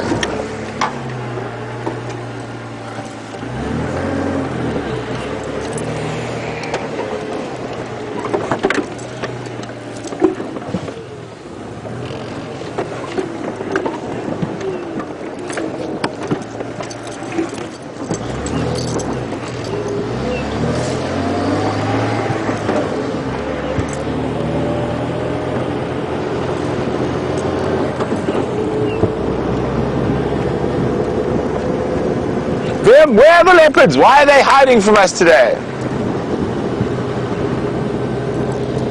Hopefully we get some luck shortly.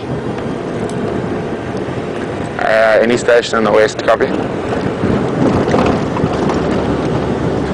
Morning, any updates?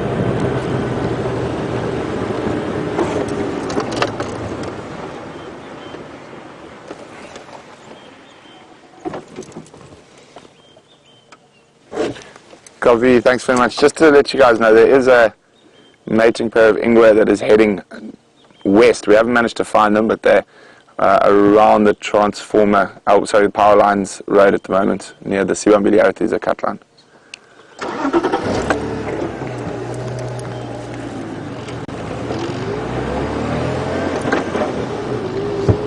So here we are. I'm investing in telling the guys in the west as well. The more ears listening, the better.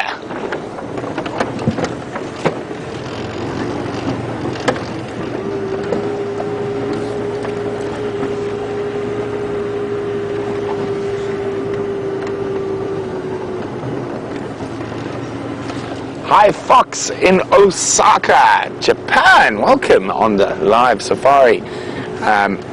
Fox is wondering, is it difficult to hear with the earpiece in? It is. You'll often see me when I really want to hear, I just pop it out like that so I can listen. And also wondering, does VM have headsets on as well? He does. So for him, he's only hearing the direction of this microphone and my lapel mic clearly.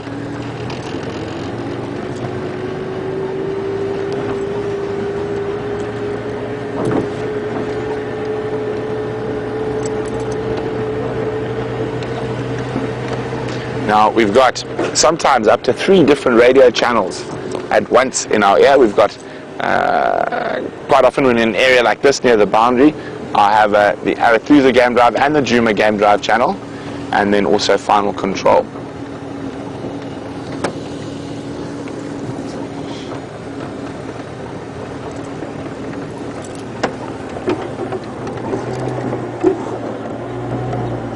Just hyena tracks.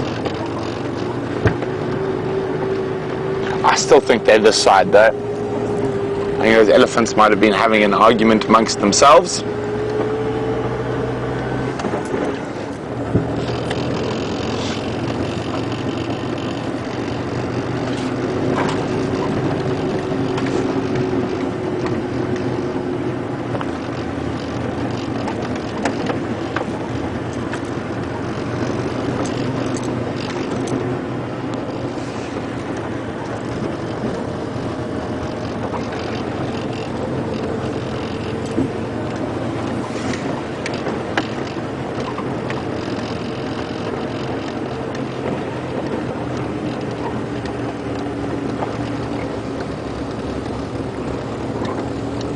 So we're back in the area where I was hoping they're going to pop out.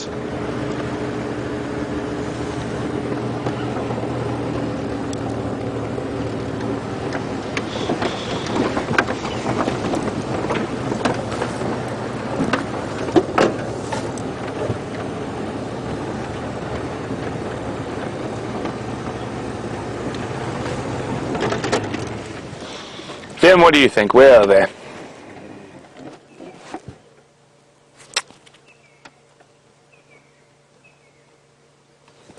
So what we're doing is, we're being owned by a pair of leopards this morning. They just seem to be one step ahead of us the whole time.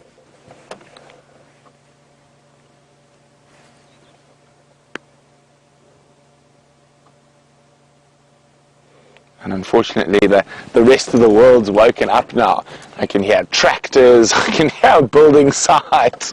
So that nullifies our listening capabilities even more. And also, the warmer it gets, the less sound travels, because a lot of the other animals and birds are waking up.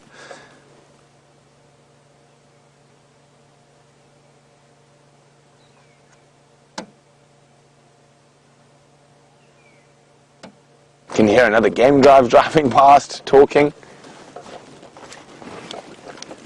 Yours.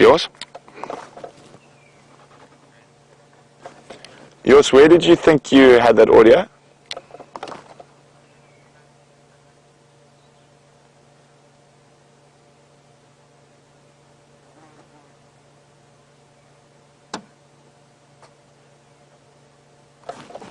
Okay, copy, thanks. So you also heard those elephants.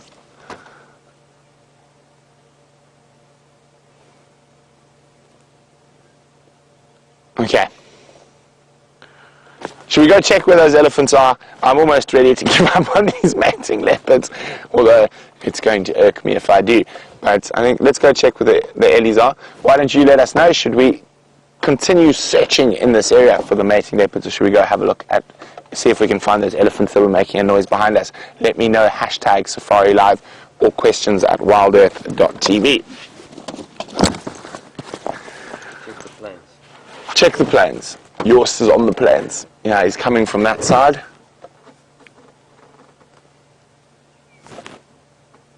Come on, just pop up for us, guys.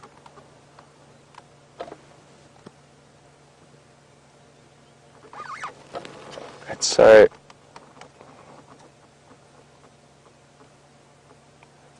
Sometimes it's just so incredibly difficult, but it is live. So you've got to roll with the punches. So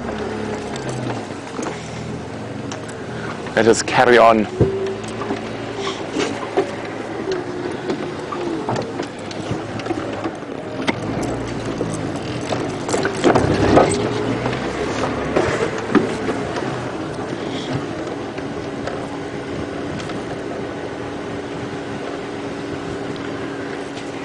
Tom in Minnesota saying there seems to be a lot of animal droppings in the road. Do they use them as borders, or they're drawn to the roads? Well, a lot of our roads are based off old elephant paths or big game paths, but most of the big droppings you see is just elephant, and they just happen to be passing through. The predators will use them as nice highways to walk so they don't get dew on their pretty faces, but they're not drawn towards the roads, they just happen to be near them while defecating.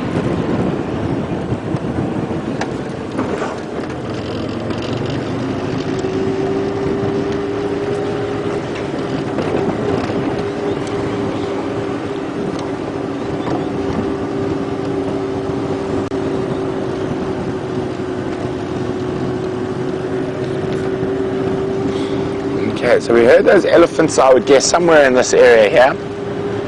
And who knows, maybe the leopards changed direction again, and that's what the elephants were trumpeting at. They could have just been trumpeting at each other, having a family disagreement.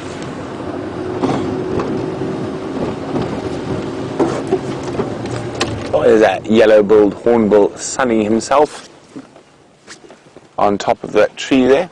Oh, there's a closer one now that I didn't see. Oh, he's flying. Off he goes.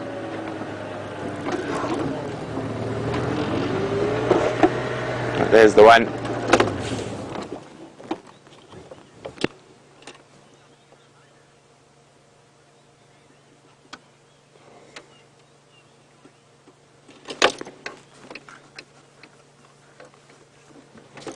Look at him cleaning his bill. Now, hornbills do quite a lot of grooming on their bill, and it is quite an impressive tool. Oh, off he goes.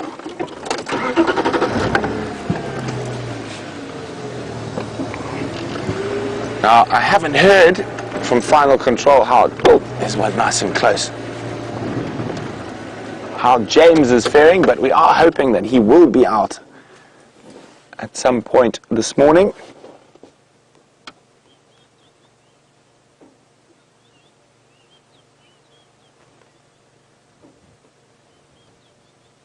So there we go, yellow-billed hornbill. Beautiful birds. And that very powerful beak. Now, they'll use it as very daintily to pick up little insects, but they'll also use it to break open and attack big bugs, scorpions even sometimes, lizards. But at this time of the morning, it's very common to find them sitting in the sun, warming up after the cold night. Oh. They do quite a lot of their feeding on the ground. So we'll watch, maybe this one's on the hunt. A little wing stretch.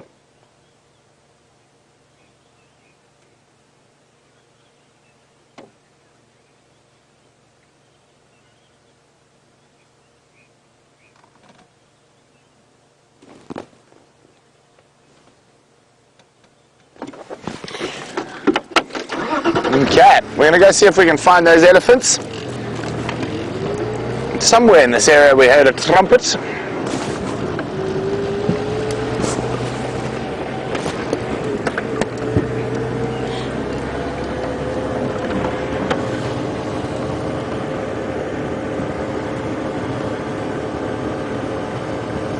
Well, Tom says, thanks so much for showing us that bird. It was really cool. They are very cool. We have a couple of different hornbill species out here, Tom. I'll see if I can show you some more. Now, Tom, a lot of our viewers out there keep a bird list of all the different bird species we see on the live safaris, and some of them have got over 200 species. So, but if there's anyone new and just starting your bird lists, I'll give you some of the more common ones that we just did, the yellow-billed hornbill. And there is the grey go-away bird.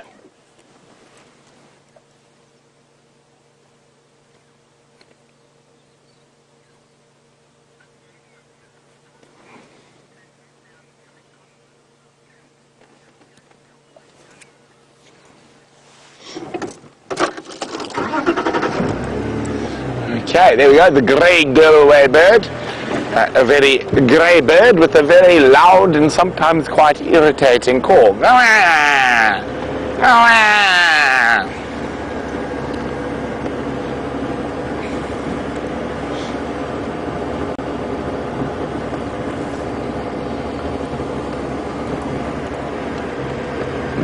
Wando.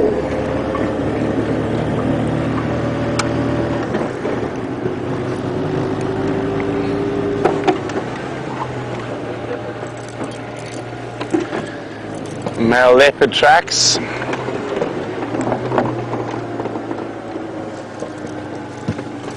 Okay.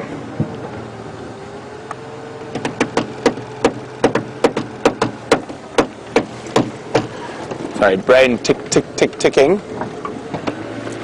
And we're going to go around, and that's those tracks heading straight to where I think those elephants were. Sneaky. I think there's multiple leopards calling, to be honest. I think the mating pair is still to the south of us, and this is the leopard we heard rasping this morning because we were very close to here.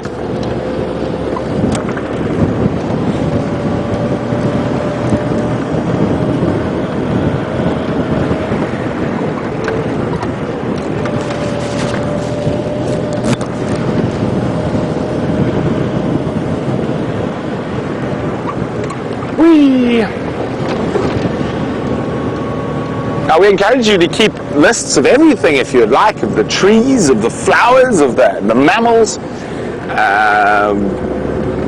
birds of course, frogs, insects, butterflies. We love them all out here on Safari Live.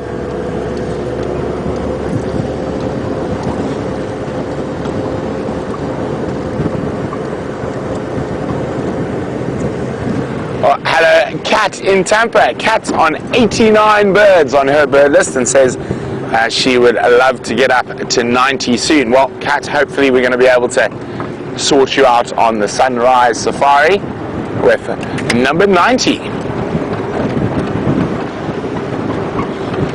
Now there's the evidence that the elephants were around. A branch in the road. That's a bit old there, not the fresh one we're looking for.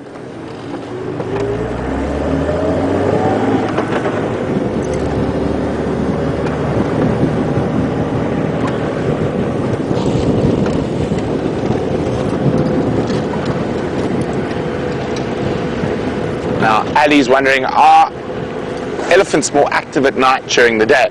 Now, Ali, elephants are one of the creatures that are active for the majority of a 24-hour period. Now, having that massive frame, they have to keep feeding it. So they, on average, will feed probably 20, 21 hours a day. They don't rest very often. Specifically now, with this drought that we've got, oh dear, that's that terrible noise I heard.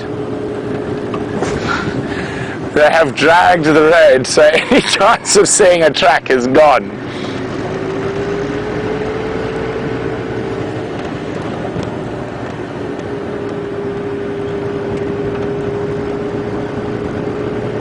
Copy, thanks, yours. Tracks of a single male, but not part of that mating pair, coming on Impala Road, heading straight to the west. I'm just going to check Triple M. Well, at least if we find any tracks, it's right on top because we're the first car to drive down here since the dust.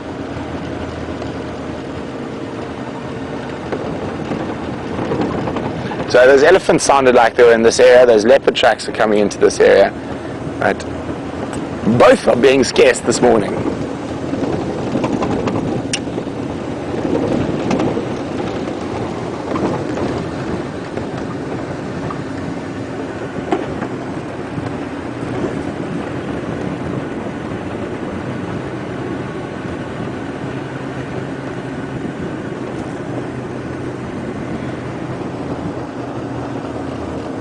So while we meander down here, let's chat to Martinez again about the Game Ranger versus Safari Guide. So a safari guide is someone who takes tourists out onto safari, and game ranger is more involved with management. Now, of course, there are courses that you can do to do both, but with both of them, my best advice is if you can find an intern program, work for free, gain the experience.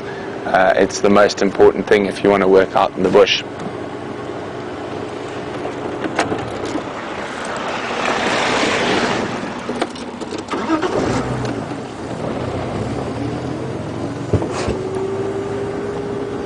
So because the road has been dragged, we're checking very carefully on the peripheries, trying to look beyond where the drag mark went.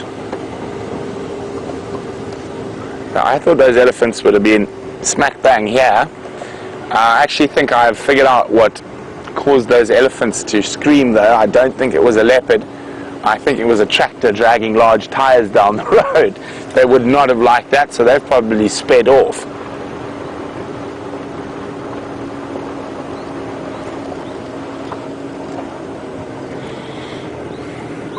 Now, Judy H is wondering, why would they drag the roads during game drive time? Well, Judy, as much as it it affects us, it is the main access roads need to be maintained. People need to go home to their families on weekends, and Saturday morning is generally the day that they do it. They don't drag all the game drive roads; they drag the main access roads.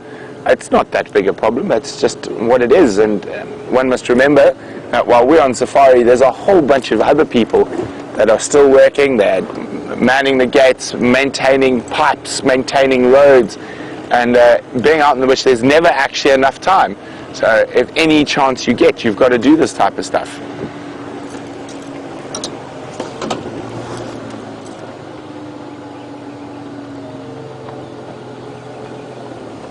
But I'm pretty sure that's what gave the elephants a fright.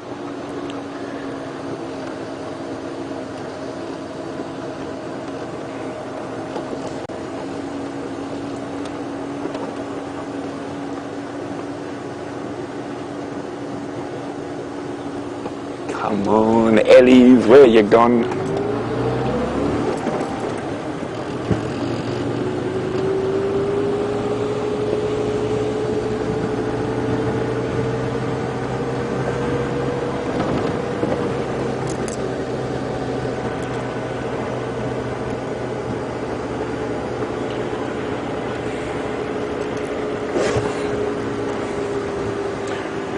Magnolia says, why would there be another male leopard soaring in Tingana's territory? I think Magnolia, you'll find it's more likely it was another female leopard soaring. I think that male leopard was sneaking through. I think it might be a Mvula. Now, it's unlikely, unless that male leopard's looking for a fight, then they would be soaring. Well, you can see there's our culprit up ahead. The tractor.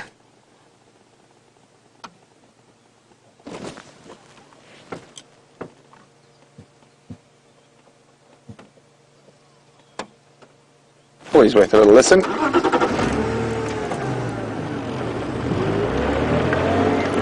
Ben, what do you think? We just leave this area now. Let's go somewhere else. What do you think?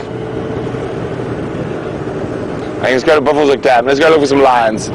Okay, I think we're just going to shake off this area for a little bit. Let's make our way to a different section of Djuma. Let's go see if we can find any tracks of the Incahumas.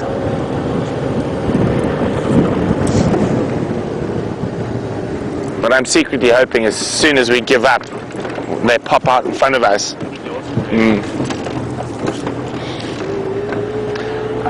Jason's wondering, did the lions go back to the rotting buffalo?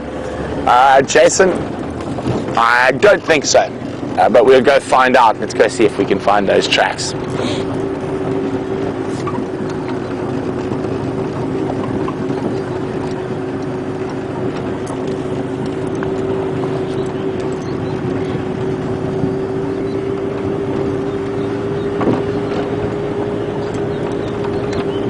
Okay, so yours is sitting up ahead listening there. So let's go this way around and head down towards the south and east, or north and east. Morning, Michael. There's some very frustrating mating leopards somewhere between Zoe's power lines and Impala plains. Yours and I are following up, and that's the only update for the morning, apart from line audio somewhere deep east in Torchwood.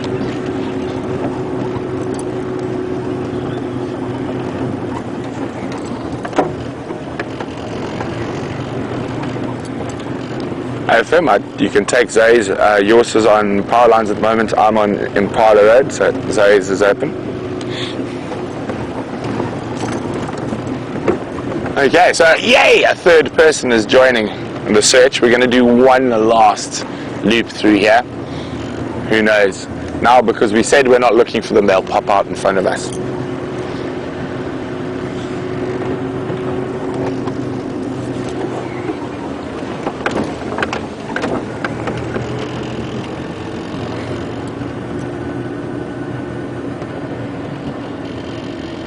Now we must be getting very close to that 15-minute mark again.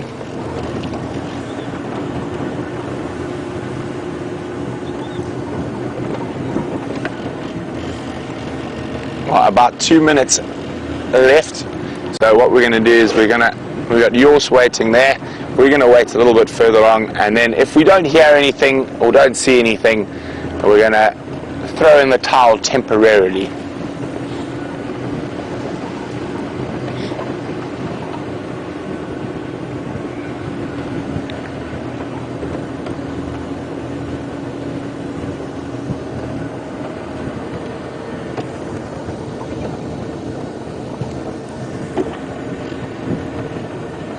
Okay, so we're getting to the right point to start listening again.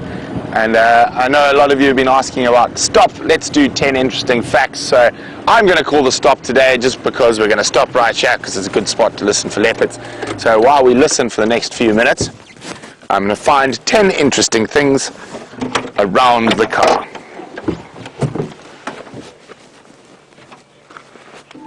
Okay, where to start?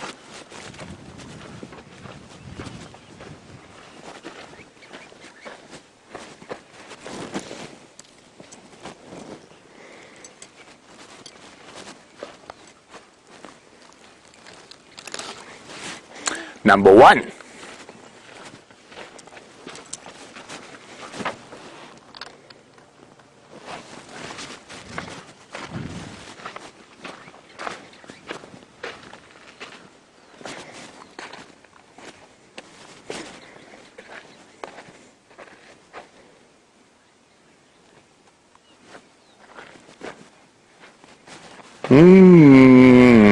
No, that one's too obvious.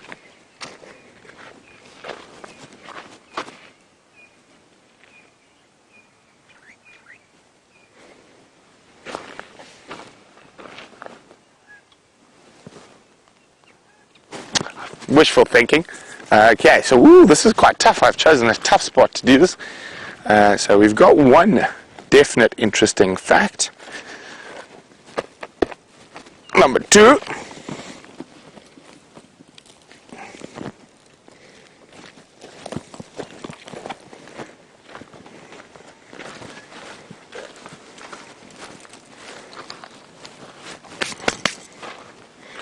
Okay. What else?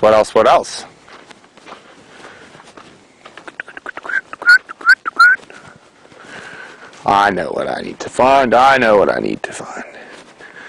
Of course, it's always not there when you're looking for it.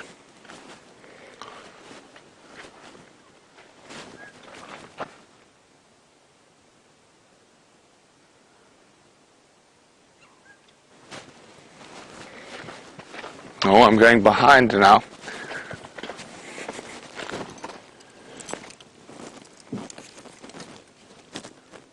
Oh, let's just get a dead branch there. Haha. Let's make sure it is what I think it is.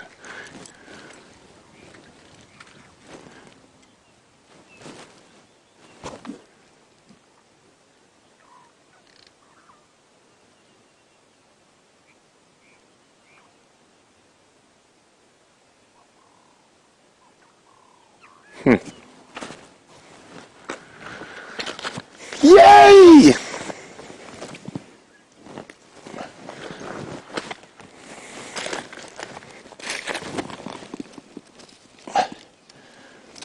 What are we on there, Liam?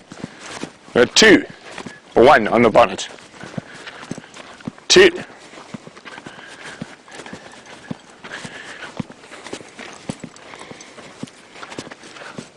3, 4, 5. Okay, so we got 5.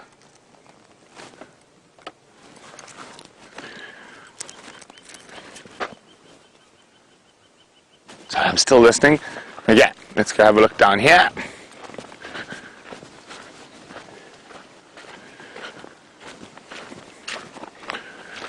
This is a really difficult spot to do this. On a sea plant, so you don't have that many tree species to choose from. So let's try something a bit different. Let's look for a track.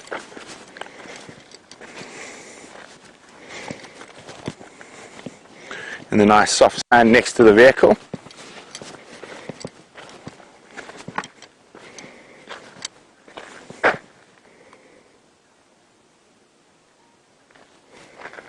I suppose that one will do for a bit of a change. There's number 6.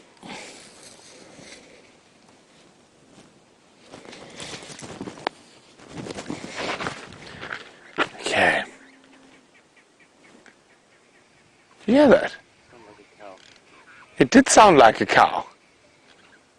It is a cow. I can hear cow bells as well.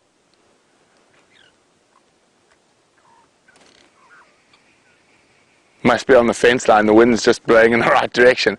So he's sitting there going, moo. My God, it's not a buffalo. Moo, dung, dung, dung, cowbells. So that's, if we have a look onto that horizon there, just beyond that horizon is the western fence line with the communities. Well, that cow almost sounds like he's inside, but I don't think he is. Okay, well, there's number 7. There's a cowbell ringing. But anyway, what should we start with? Let's start with this. This is the yellow justicia. Beautiful little flower. Now, grows along sea plants, but one of the reasons it's quite interesting, and the nice little fact about it is, the village at the southwestern corner of the Sabi stands is called Justicia. So originally it used to be a farm called Justicia, so most of the villages in this area were originally named after farms. Specifically in the south you've got some very strange names, Lilydale, Huntington, Justicia, but there we go, that's the little yellow Justicia, scientific name Justicia flava, of course flava being yellow. Now, the reason I chose this, and that was from that bush behind us here, and you can see very square. This is a grivia or a raisin bush. But the very cool thing about this is a lot of walking sticks are made out of bigger ones, and the most incredible thing about them is if you take the stick, so you actually want it to make a nice way. Let me get my big stick to show you. So this one is just pure luck, and it's not a grivia. So I found this, the elephants did the job for me. So this was pure luck. But in most cases, it's very unusual to get a nice, really straight branch like that. So grivias are one of the favorites of the local people to make walking sticks out of. But quite often, there are kinks in them. So it's incredible. I wouldn't have believed it, but if you cut it green, but you also want this part that's coming out of the ground. So this is part of the roots.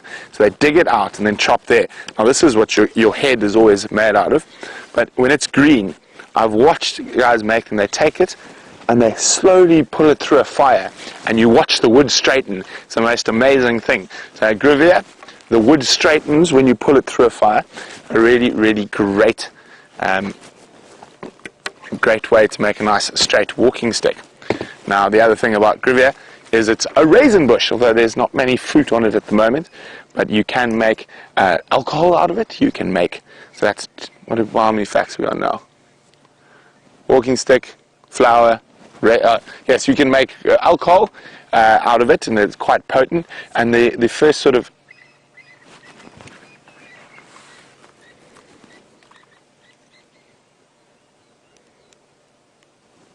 Heard those Franklin alarm calling, but they do panic easily. So the first colonists in Africa often used to make also preserves, jams, all out of the raisin bush, but there was quite a powerful mampur moonshine that was made out of the grivia as well. Now this is a multiple fact. So we've got this here. Now look at that, it's completely black. Now how many termite mounds do we see that are black? Not many, do we? No, most of the ones we see are white, it's sandy. So these are called black mound termites, and they're actually much, much smaller than normal termites, and they bring clay out from deep in the soil, and you only find them in certain areas. So if we have a look here, this one is not alive, that's why I kicked it. But well, that's another one that's not alive, but there's a little black mound termite mound. See how much darker it is? So they're bringing clay from deep under the ground, and they have a completely different set of funguses and stuff that they grow. So black mound termites, their mounds are always really small. They never get massive like the rest of the termite mounds. What are we on there, VM? 6? Somewhere there? VM's just shaking his head laughing. Oh, there we go. That is the piece of the exoskeleton of a millipede. And why I've chosen that is that a millipede, or a songololo as we like to call them in South Africa, is quite an interesting animal. Very, very few things can eat it. So it feeds mostly on detritus and rotting vegetation in the leaf litter and rotting animals sometimes.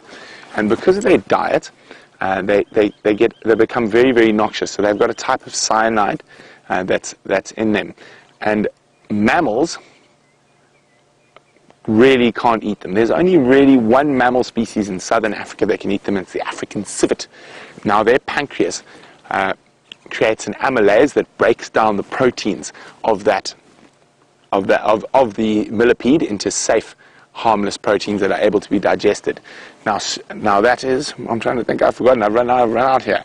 But also, strangely enough, if we move up Africa, as a bonus fact on the millipede, that duiker species eat a lot of millipedes. So in the rainforest, being small, and a lot of the food and fruit and stuff being way up in the air, the duikers there actually will eat millipedes and insects to supplement the proteins in their diet. So in southern Africa, only the civet can eat, but as you move into the Central African rainforest, and there are a lot of millipedes, and big ones, I've seen them as almost as long as my forearm here. Now I think we're on 7. Maybe Final Control can remind me. I think we're on about 7 facts. And no sign of those leopards, so we're going to finish the facts, and then we're going to move on. Okay. Now this is quite a cool one. Now have a look at these thorns. They don't look like they're going the way they should be. They're quite bent, and there's this big sort of swelling in the center. I'm just going to try to get something out of my box here. Sorry, I need to get my knife. Where's my knife?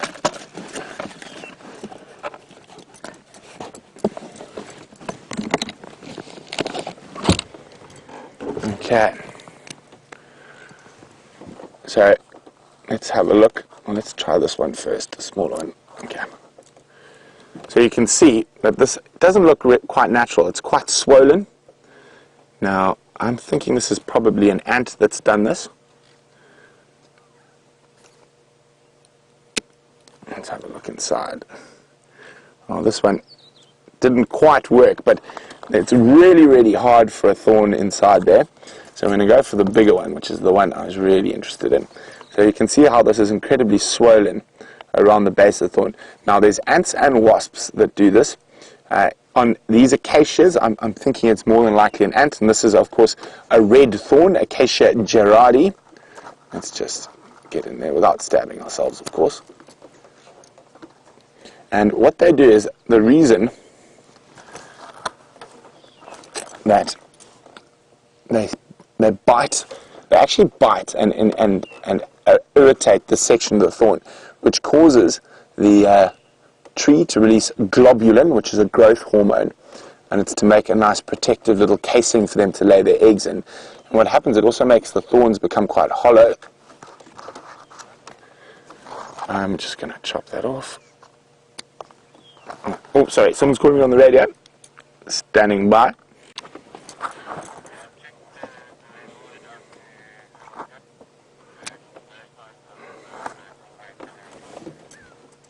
Copy, thanks, Mike. I've been sitting for about 7-8 minutes now listening. I think they've gone flat somewhere in those monkey orange thickets in the middle. Okay, let's try again. Oh, it's like snippety snip snip. And sometimes it's really, really hard. I don't want to get my fingers. Oh, yeah. So there we go. Oh, we can't. I squashed it a bit. But these ants are so small that they only need the tiniest little section in there. But they've got this really, really hard outer casing of the thorn to protect them. That is amazing. So that was number 8. Ha ha. Number 9 is the sound of a hornbill. No, I mean woodpecker. No, I'm joking. Number 9 and number 10 are to do with the area we're in. So if we have a look across, you can see it's quite open. Only a few little trees and heading down towards guarri thickets there. Now this is a seep line. And it's the bottom end of a seep line. So this area is high in nutrients and high in minerals. So you quite often get erosion like this when it rains, because all the water from the top of the drainage, all the water that's drained from the top of the hill under the ground comes out here, and it creates these wonderful sort of manicured lawns that often attract many, many species of antelope, except for today, of course. Okay, and the really, really cool thing. Oh yes, well done, Vim. I forgot number 10, the track.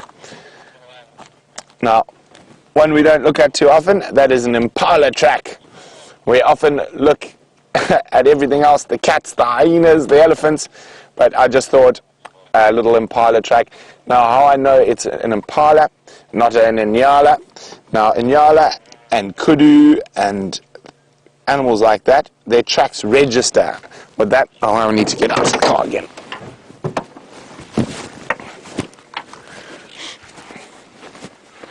So what I mean, register, so a lot of the animals that live in thickets and stuff like that, they don't want to be heard when they walk. So when they walk, let me do it there, they go front foot, and then don't have 4 legs, but they do that. So as they walk, they put their back foot where their front foot went. So if we have a look here, if this was an inyala or a kudu or one of the traphalegans, there would be a register, so there would be another track over it like that. So you'd almost have a double track.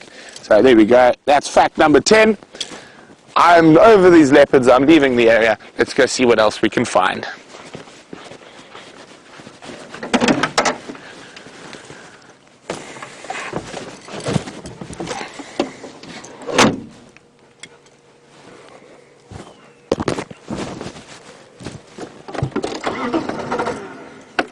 Well, it doesn't look like we're going anywhere. Ah, there we are.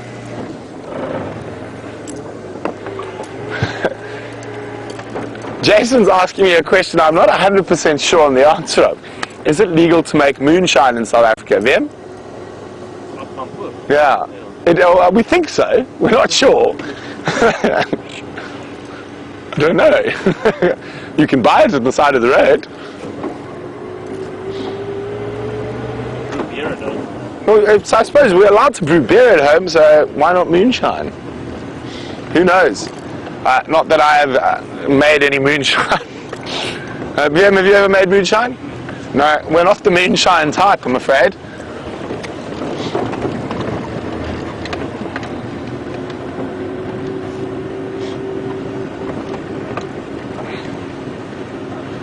Donna is asking, what is a seep line?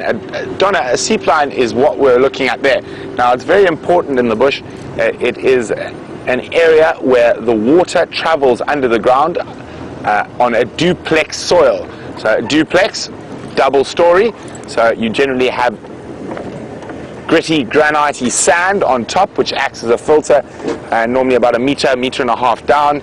You hit a clay base, and then the water gets stuck up against that clay base and moves down the hill there. So it creates quite waterlogged areas, which is very good for grass, not so good for trees. So where it's good for grass, it attracts animals like zebra, wildebeest, impala, and all your grazing species, buffalo. And they're very, very important areas because they hold grass for longer during the year, and also the quality of the grass on these seep lines is much, much better than on the crests.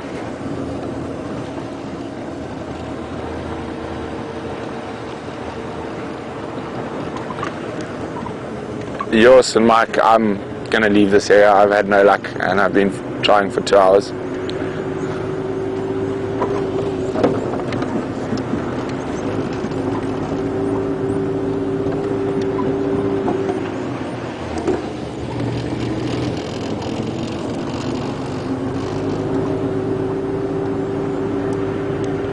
Copy, thanks. Well, good luck for the rest of your morning.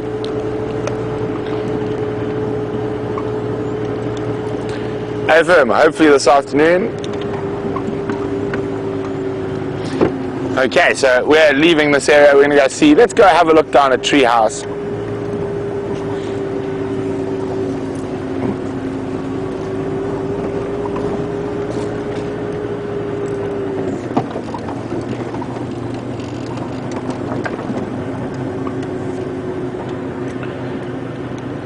Yours, I haven't checked at all this morning for the lions.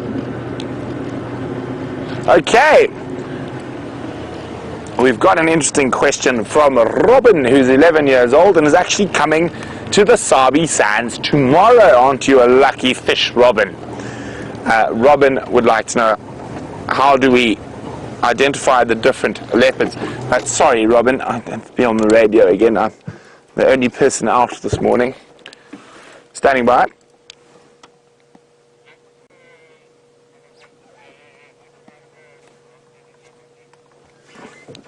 Closer to Impala Road, power lines, I'd say somewhere to the south of that corner.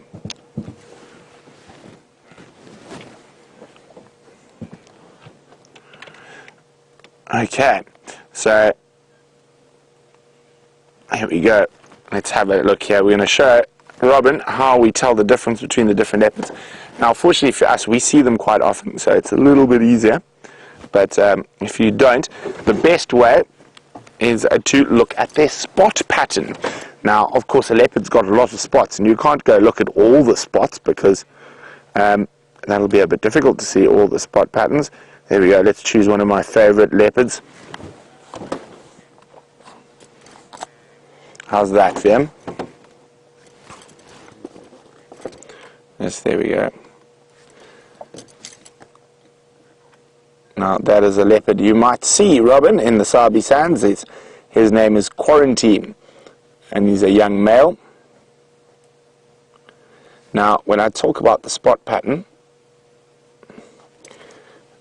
I'm talking about this line of spots that are just above his last line of whiskers. So, if we have a look, I don't know, sorry, the light's a bit tricky today, but Quarantine is a 3-2. So let's have a look. This one's a bit easier to see in the light, I think. So there we go. So there's his last line of whiskers, and there's his spots. 2. So, Robin, if you want to know about the leopards where you in the area you're heading, I think there's actually a whole bunch of Facebook pages for them. So go have a look, get their spot patterns written down, and then you can try ID them when you arrive tomorrow. So, Vim, I think actually James and Brian have decided to just take the morning off. What do you think? I think they're laying about, drinking coffee and having biscotti.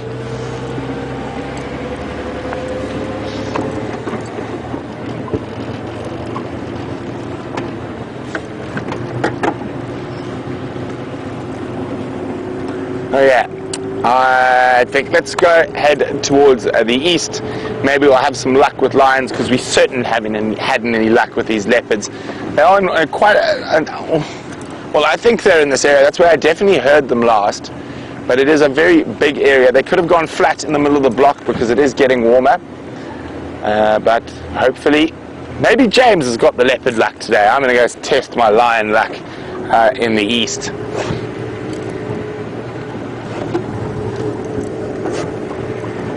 Oh, there's some zebra.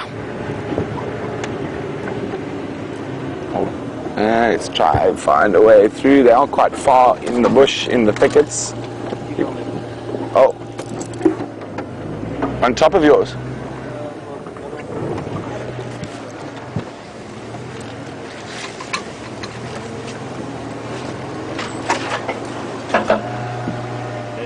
It's going this way.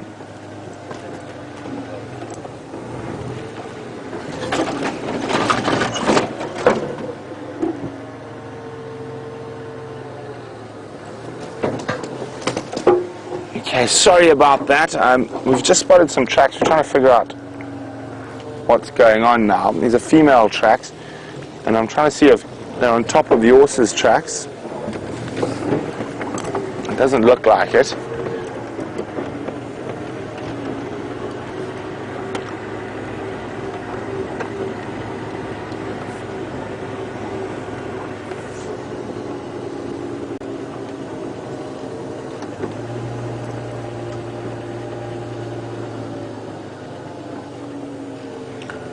Now, hi Doug in Arizona. Doug says he's planning a holiday for his grandkids and his kids to Africa on safari.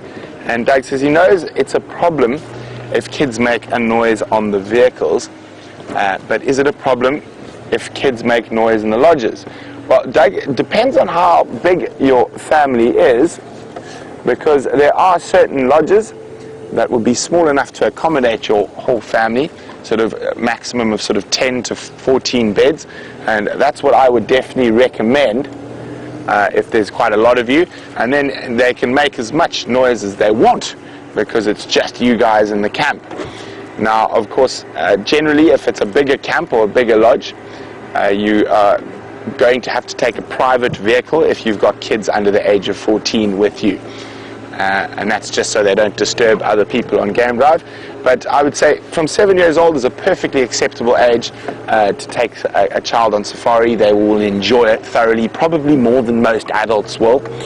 And it is definitely a wonderful idea, Doug, and I wish you the best in your endeavors to take your family on an once-in-a-lifetime African experience. I wonder where those female leopard tracks are. You know what, Vim? We're not looking for leopards anymore. I'm done with leopards. Psst, leopards. Oh no, and then you see a track and you can't help it. No, I'm not looking. Let's just get away from this area completely.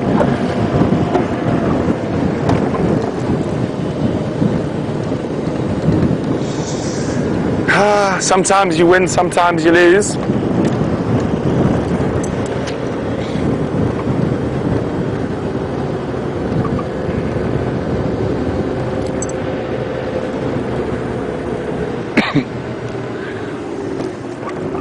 Hi Aaron in the land of the long white cloud, New Zealand.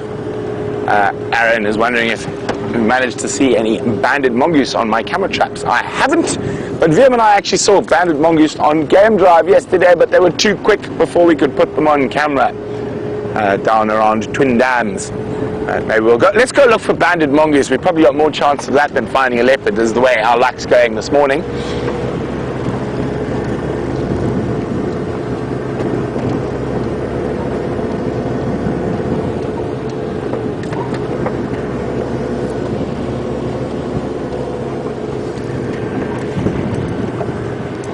Standing by yours. Sorry.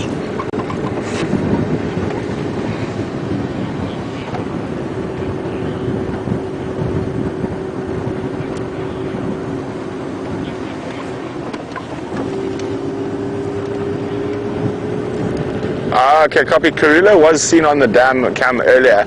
I just saw tracks on top of your tracks now at Ballanati's heading that way. I'm going to come give you a hand in that area, yours. I said I was going to look for leopards. But now there's tracks of Karula and cubs. I'm at Zoe's junction with Philemon's cut line.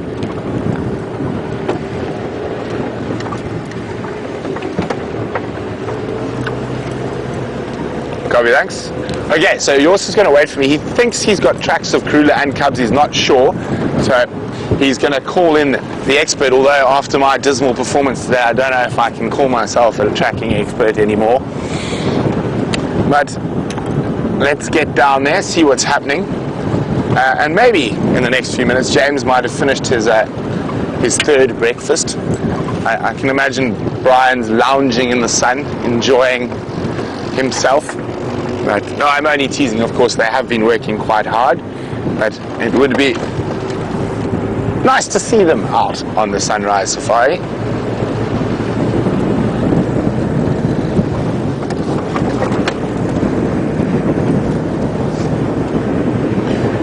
Okay, well, it seems like James is finished. I was going to say something rude, but lounging about and having a nice relaxed morning. So let's go say good morning to him and Brian.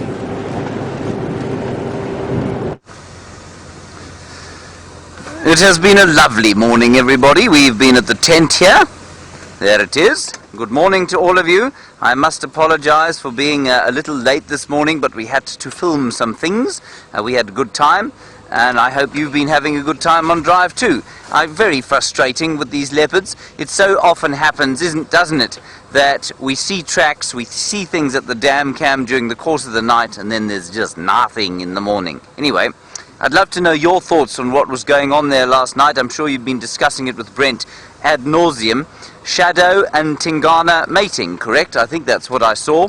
And some very, our sort of resident leopard experts confirmed that those two were the two mating. I didn't see a very good picture of them. What does it mean? Well, I'm sure you've discussed it all with Brent. My personal opinion is that yes, it probably does mean that Shadow's little Zara is no longer. But we don't know that for sure. Who knows? And apparently Karula was also seen at the dam this morning, and I believe that Jors has just picked up her tracks down sort of to the south of where we are now, and that Brent is heading that way to help out. So with any luck we might have her perhaps. What we're going to do, we've only got a sort of half hour left, is we're going to turn down left over here, go around that side of quarantine clearings. You know, those mating leopards, if they are around here, and I'm pretty sure they're around, they will be moving. So although Brent has driven this area flat, so's yours, so have various others, it's not impossible that they could just pop out in front of the road just exactly where those two have been driving. So we're going to pretty much mirror the route that they've driven and see if something doesn't pop out, and maybe we'll be very lucky with Karula. I hope you've had a lovely morning. It has been a very beautiful morning, I must say, but the sun has turned it slightly sort of that white colour of the heat, and we're apparently staring down the barrel of 34 degrees Celsius today. That's pretty warm, isn't it, Brian? Yes. Brian is on camera, everybody. Brian, have we got a thumb this morning? Oh, of course we do. There it is. And what is the thumb this morning? Sunglasses. Ah, yes, needs the sunglasses and tie. Very smart. Wedding thumb, perhaps. Going to a summer wedding. Filming, yes, he was filming. Not sure why I thought of a wedding thumb. Anyway. Louise reckons that's Mr. Anderson thumb from The Matrix. I think that's quite good. Now, if you look down over there,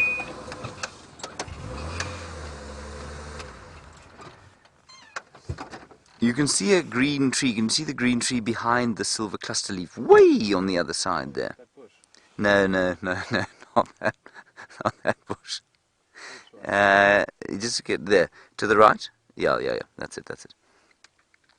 Those green trees, everybody, are where the tracks are that Brent is now trying to follow, and that's on Finns Road, just across the road from Finns Road. And you know, we can't see nearly this far in the summertime. And so it's quite nice to just drive around and every so often stare onto the clearings on the opposite ridges. And it's also a good opportunity for you to get an idea of the lay of this land and how undulating it is. We've had a couple of questions about extreme weather systems and tornadoes, and do we get them here?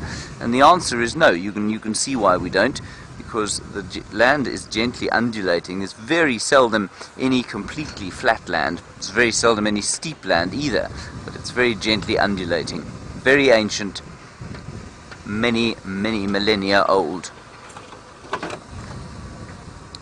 Oh, there's an impala, Brian, our first animal of the day. Do you think it's going to be devoured by mating leopards? Potentially, maybe, indeed. There's a ram standing behind a knobthorn tree.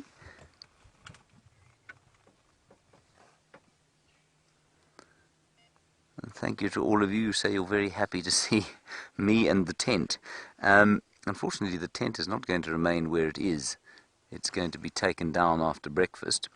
We can't leave it on quarantine clearings because, of course, we have lots and lots of people driving through here as guests, and quarantine is the most obvious feature on Djuma. It just means that they are faced with a tent every time they go out on game drive. But you will be pleased to know, perhaps, that we are putting the tent up in a different location fairly soon, and that different location is quite close to the DRC where we live. And from there we'll be able to do a slightly more permanent setup, and perhaps we'll include it more in the drives, especially as summer progresses and the bugs and other insects and the arachnids, they all come out as we get a little bit of rain. And there you can hear the dulcet tones of Michael Grover's daughter singing in the background. Very nice, isn't it, Brian? Lovely.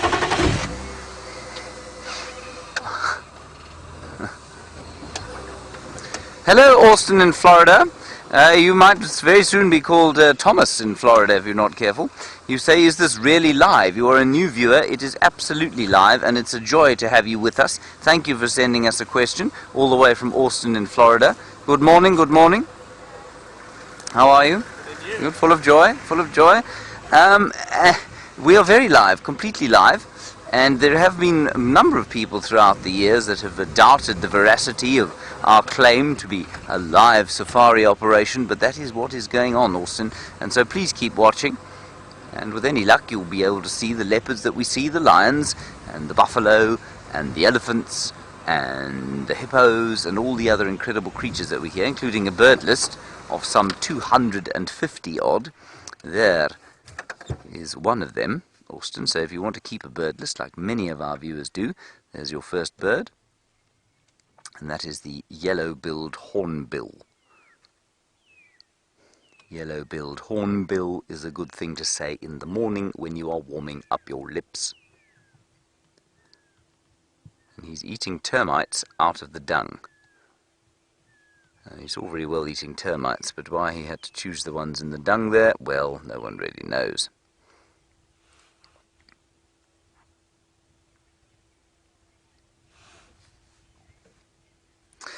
Hello, Kyle. Very good question from you. You want to know if toucans are related to hornbills. They're not directly, but they are apparently an example of what we call convergent evolution. And you find lots of these examples between the New World and the Old World. So you find hornbills in the Old World, so that's Africa and Eurasia, spread all the way into India, down into Southeast Asia. You will find various species of hornbill. But you don't find them in the New World, which is in the Americas. But you do find toucans there, and they've got similar kinds of bills or beaks, and that means that they've adapted to eating similar kinds of things in their specific habitat. And that's what we call convergent evolution. Another great example of that would be the hummingbirds, which we don't find in the Old World, and the sunbirds, which we do find here. So we've got sunbirds and hummingbirds occur in the New World, and that's another example of convergent evolution, where two completely unrelated species have developed the same strategies to cope with similar ecological conditions.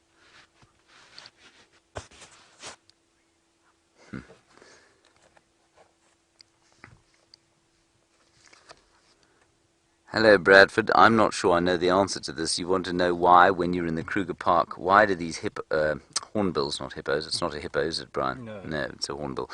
Why do they like to sit on the mirror of your car and clean themselves in front of the mirror for hours on end? I don't know, but we do know that birds are attracted or repelled by mirrors because they see themselves and they don't know that they're looking at themselves, and they think they're perhaps dealing with a competitor.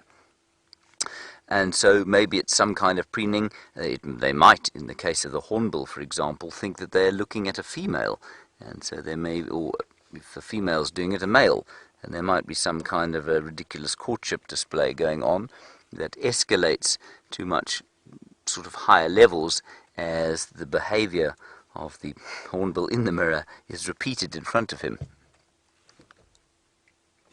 Alright, let's carry on. We don't have too much time, so let's carry on around the corner here. See if we can't pick up some sign of those leopards. Let's give Brent a little bit of time on the tracks where he is. Those tracks are on top of the tracks that Brent and Jors made today, so Karula is around somewhere. Might be worth checking Ingwer Alley. She does like to be on Ingwer Alley, which means Leopard Alley.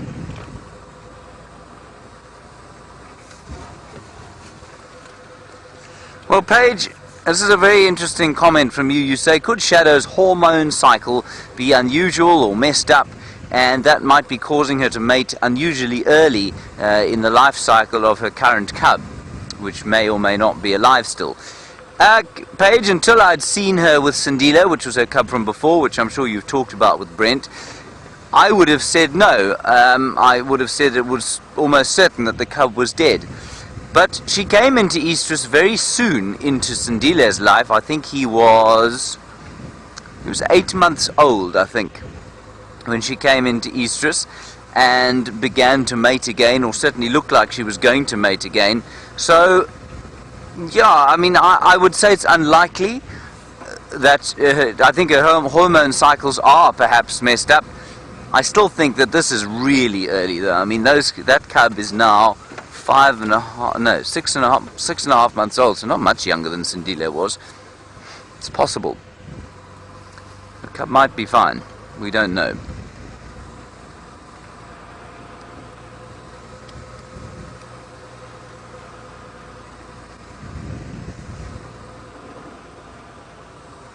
Yeah, and Heidi, you reckon maybe Shadow is sidetracking a male leopard in order to prevent him killing her current cub. It's not a strange male leopard though, Heidi. This is Tingana. And Tingana, we know, is the father of, well, we think is the father of her current cub. And he is probably certainly under the impression that he is the father of the current cub. I mean, they've been seen feeding on a kill together. So he isn't a threat to the current cub. So I don't think that's what it is, A. And B, I don't think that they think consciously enough to do that. And remember that it's the females that seek out the males with the leopards when they're ready to mate. It's not the other way around. I mean, there'll be a little bit of effort from the males, but the females will definitely seek out the males. And it's interesting, there were tracks yesterday of a female and a male crossing south, and the assumption was that it was Karula crossing south with Tingana. I don't think it was. I'm pretty sure it must have been Shadow and Tingana crossing out. Now, round about sunup this morning, we were sitting there, I was sitting in a tree, the drone was flying around me, and so the sound wasn't clear, but I thought we heard the sounds of mating leopards in this area. Now, Brent makes that sound very nicely. I'm going to make an attempt at it now. There is a Senegal lapwing that we'll just have a quick look at. And it's always a good idea, as I'm sure Brent said to you today, to just stop and listen. You have to stop and listen if you're looking for leopards. Mating leopards, that is. Because they make that sound, Brian. I'm going to give it a go. Please don't laugh at me, Brian. I go... Oh, lovely. You like that? It was amazing. Thank you very much. The lapwing thought it was in the company of mating leopards. Fear not. Is it on a nest? Or was it just sort of sitting? Pretending. I wonder if they don't do that to pretend there's a nest there, to attract predators towards an area where there isn't anything. That's quite clever. Don't you think? Yeah. Very clever, Brian. Alright, I didn't hear anything other than the sound of my own loud voice, so let's carry on.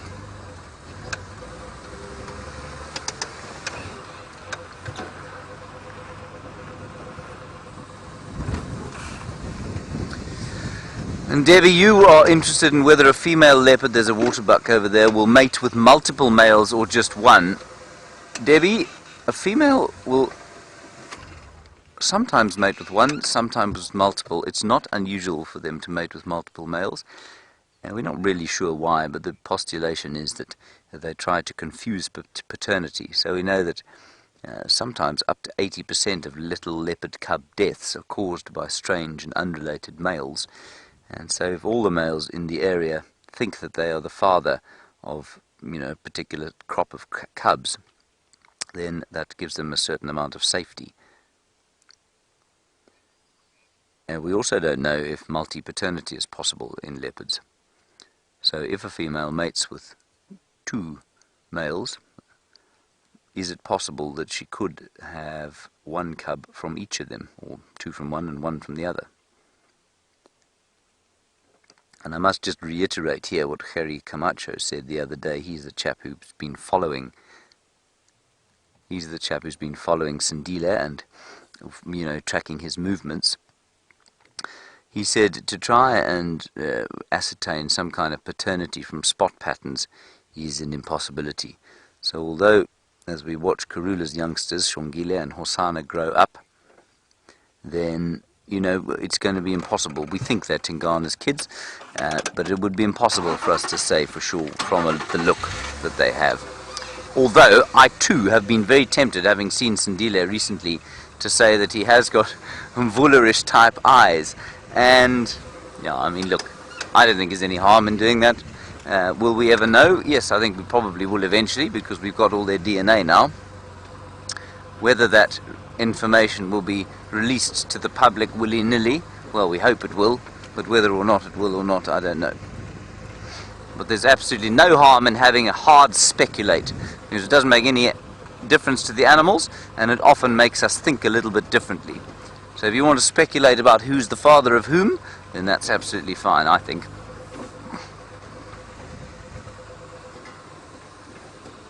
Let's go down here.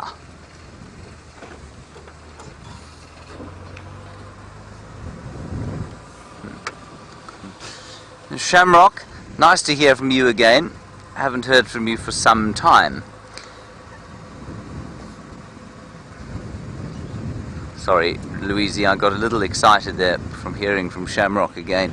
You're going to have to give me the last half of the question again.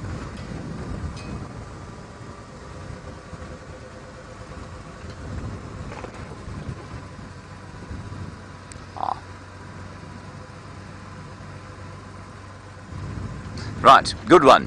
So the leopards were calling around here. A waterbuck, a potential prey species for a very large male leopard. Not one like that, probably. But Shamrock, your question is, would that waterbuck have picked up on the fact that they were mating leopards, and would any prey species pick up on the fact that a mating pair is possibly less dangerous than a non-mating pair that might be stalking? Would they hear that noise and think to themselves, we're okay, they've got other things on their minds? Shamrock, I would say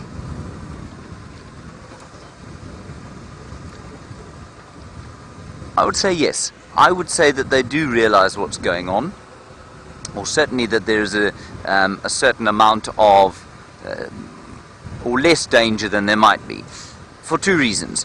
First of all, we know that a territorial call from an animal definitely results in the prey species being a lot more comfortable, because if a leopard is walking along this road and there's impala over there and it makes those territorial sawing noises, it's basically saying, I'm not on the hunt here, I am marking territory, and they are two different activities. That's the one thing.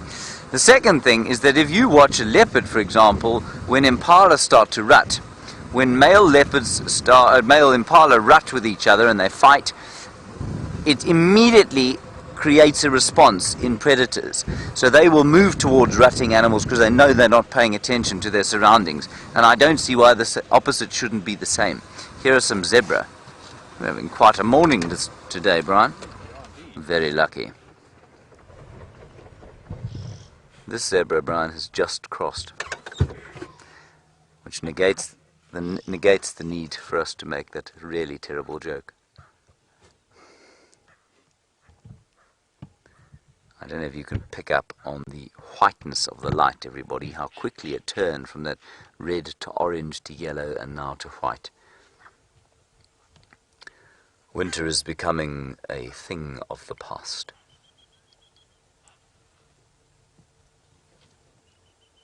It's going to be hot today, silent. Just the odd southern black tit I can hear in the background going. You know what else I can hear? Brian, can I ask you to switch the ambient mic towards the far west there? And see if you can pick up the sound of the cattle bells. Just listen carefully, everybody.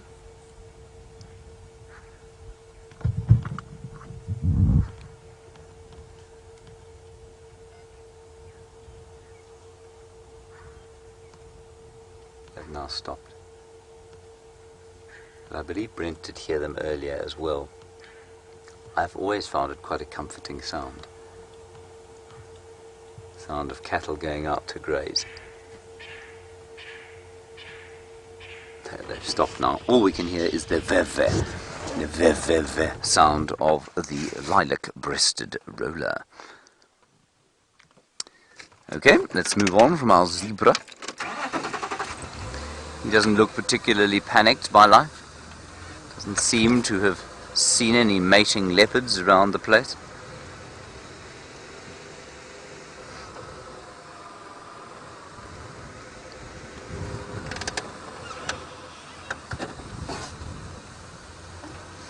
And Deborah, Armchair Traveller, you make a very good point and a very good case for multi-paternity in leopards, because you say the egg is only released from the ovary once intercourse has taken place, so once fertilization is there. Yeah, I think that's one of the arguments for it, but nobody has actually ever confirmed it. I think it'd be so fascinating to know. Imagine Shongile and Hosanna had different dads, and Quarantine and Djuma, for example, who many of you watched for a long time. They're now almost 4, I think, aren't they? Yes, 4 in December. 5 in December, 4 in December. And they have completely different characters. One is a rather sort of aggressive wanderer, that's Djuma. The other extremely relaxed, very chilled out, been spending time in his dad's territory until very recently. It was dad's old territory, certainly. And Simvula, we think, is his father. Completely different characters. Maybe that means that they have got different dads.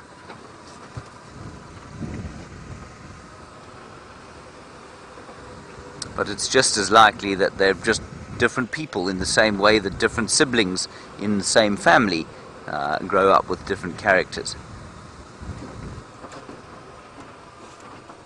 Right, so we're kind of doing a circle around the block where we thought the tracks might come out, and we're now heading down towards Ingwe Alley, around about where Brent is.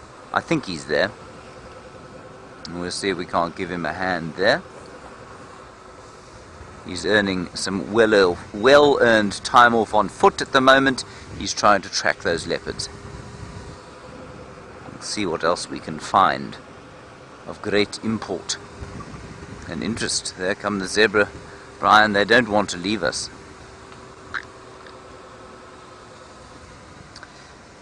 James Richard, you want to know if I have dirt or sand on the back of my shirt? Indeed, James Richard, I do. Such is the life, the terribly physical life of the WildEarth presenter. What I had to do, everyone, was demonstrate my ostrich attracting, I wouldn't call it a dance so much as performance. And that was for the camera this morning. So I have been lying on the ground. There is a zebra mare, very clearly heavily pregnant.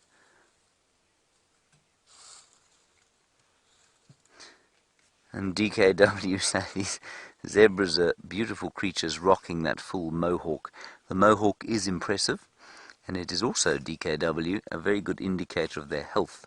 When the mohawk starts to lie down, like a punk after a heavy night out, it means that the fat in the neck that's holding the hair up is starting to be used up, and that means that the zebra is in some form of nutritional distress.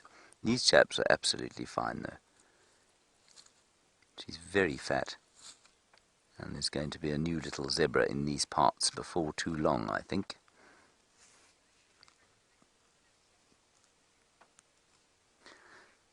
Hello, Yankees girl. You want to know what these zebras are doing when they ruffle their skin or twitch their muscles? I think it's as simple, Yankees girl, as getting rid of flies. They twitch their skin and the flies eventually let go of them. So I think that's why they do it. All animals do it. Dogs do it. Cats do it. Zebras do it. Even educated fleas do it, Brian. And birds.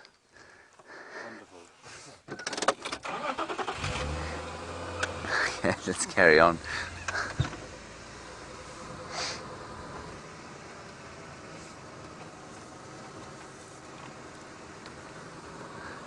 Right here. I thought I was very funny there, everyone.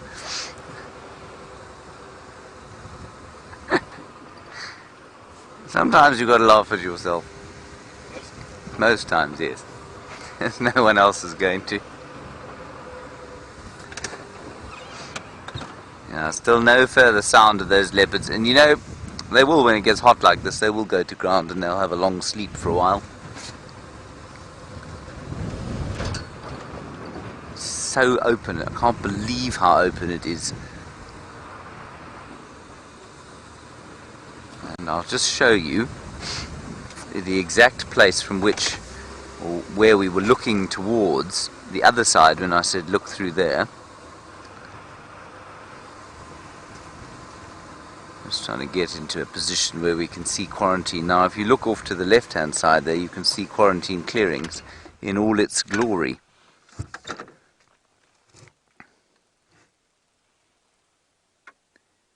Here it is. Now in summer you would have no view of that at all. Isn't that amazing? That's where we were today. Not 10 minutes ago.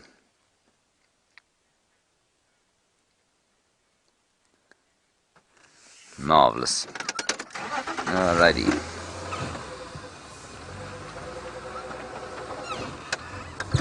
Birds, very quiet. Let's go and quickly get an update from Brent about those tracks, and I'll see you shortly.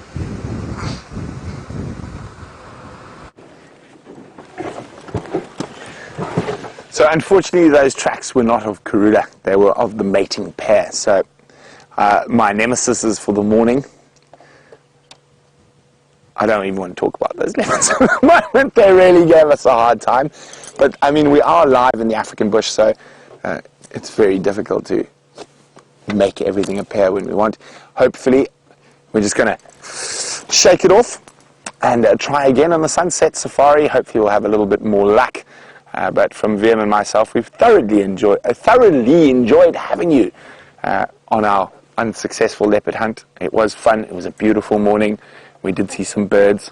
We saw some interesting little things.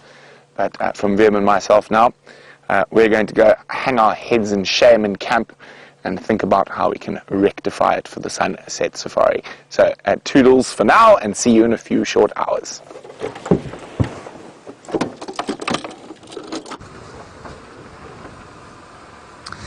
I really don't think any head hanging in shame is required. Not that I think it's genuinely going to happen. But Brian and I were just saying that we reckon that unless you are a tracker the likes of which we don't really have here, I mean Herbert is pretty good, but to track leopards from a vehicle is nigh on impossible. And so, you know, the tracks get you into the right area, and then you just have to have an enormous amount of luck.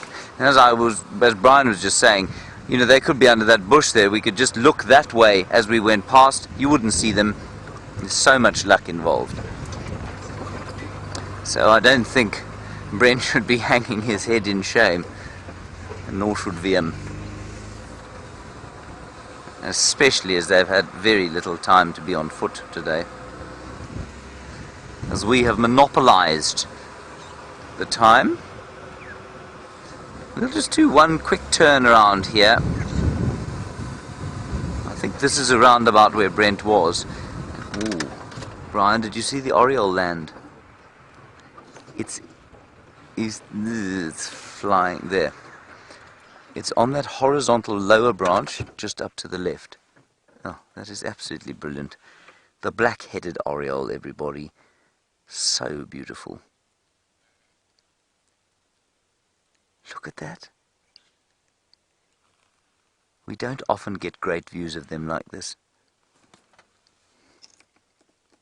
And I so look forward to trying again this year to get the European or African golden orioles on camera properly, because they are truly spectacular.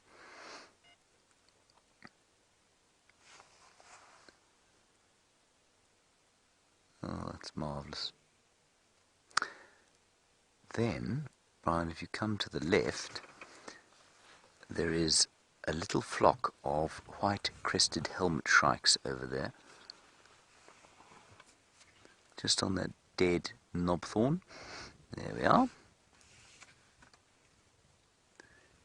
And they'll just be moving on there, trying to find whatever they can. They're sort of leaf gleaners. They go up and down the trees and see if they can't find bits and pieces hanging from the leaves, hanging from the branches, those sort of inchworms that we sometimes find, or even the spiders that live in the folded leaves. And not being particularly confiding. Righty.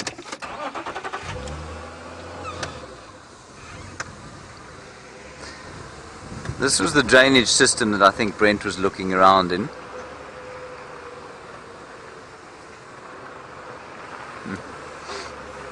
Morning Glory, you're absolutely right. You say sometimes the hunt is half the fun of looking for the leopards, and you've had a great morning drive. Well, that's brilliant, because I agree with you, and it's the only way that you can live out here, because sometimes you have all the luck and sometimes you don't. And there ain't nothing you can do about it. Right, we're going to head back for breakfast now, everybody. And then I'm afraid you'll be with me for most of the afternoon, as Brent does the same sort of thing as we were doing this morning. So a huge thank you to Brent and VM for holding the show today, and of course to Louise and Rebecca in the final control for their work today, and Brian for your thumb and your efforts today filming me. Thank you so much for trying to make me look better than I do. To all of you, thank you for being with Brent today. I'm sure he drew a great amount of pleasure and joy from spending the morning with you, as did I. We'll see you at 3 o'clock this afternoon. Bye-bye.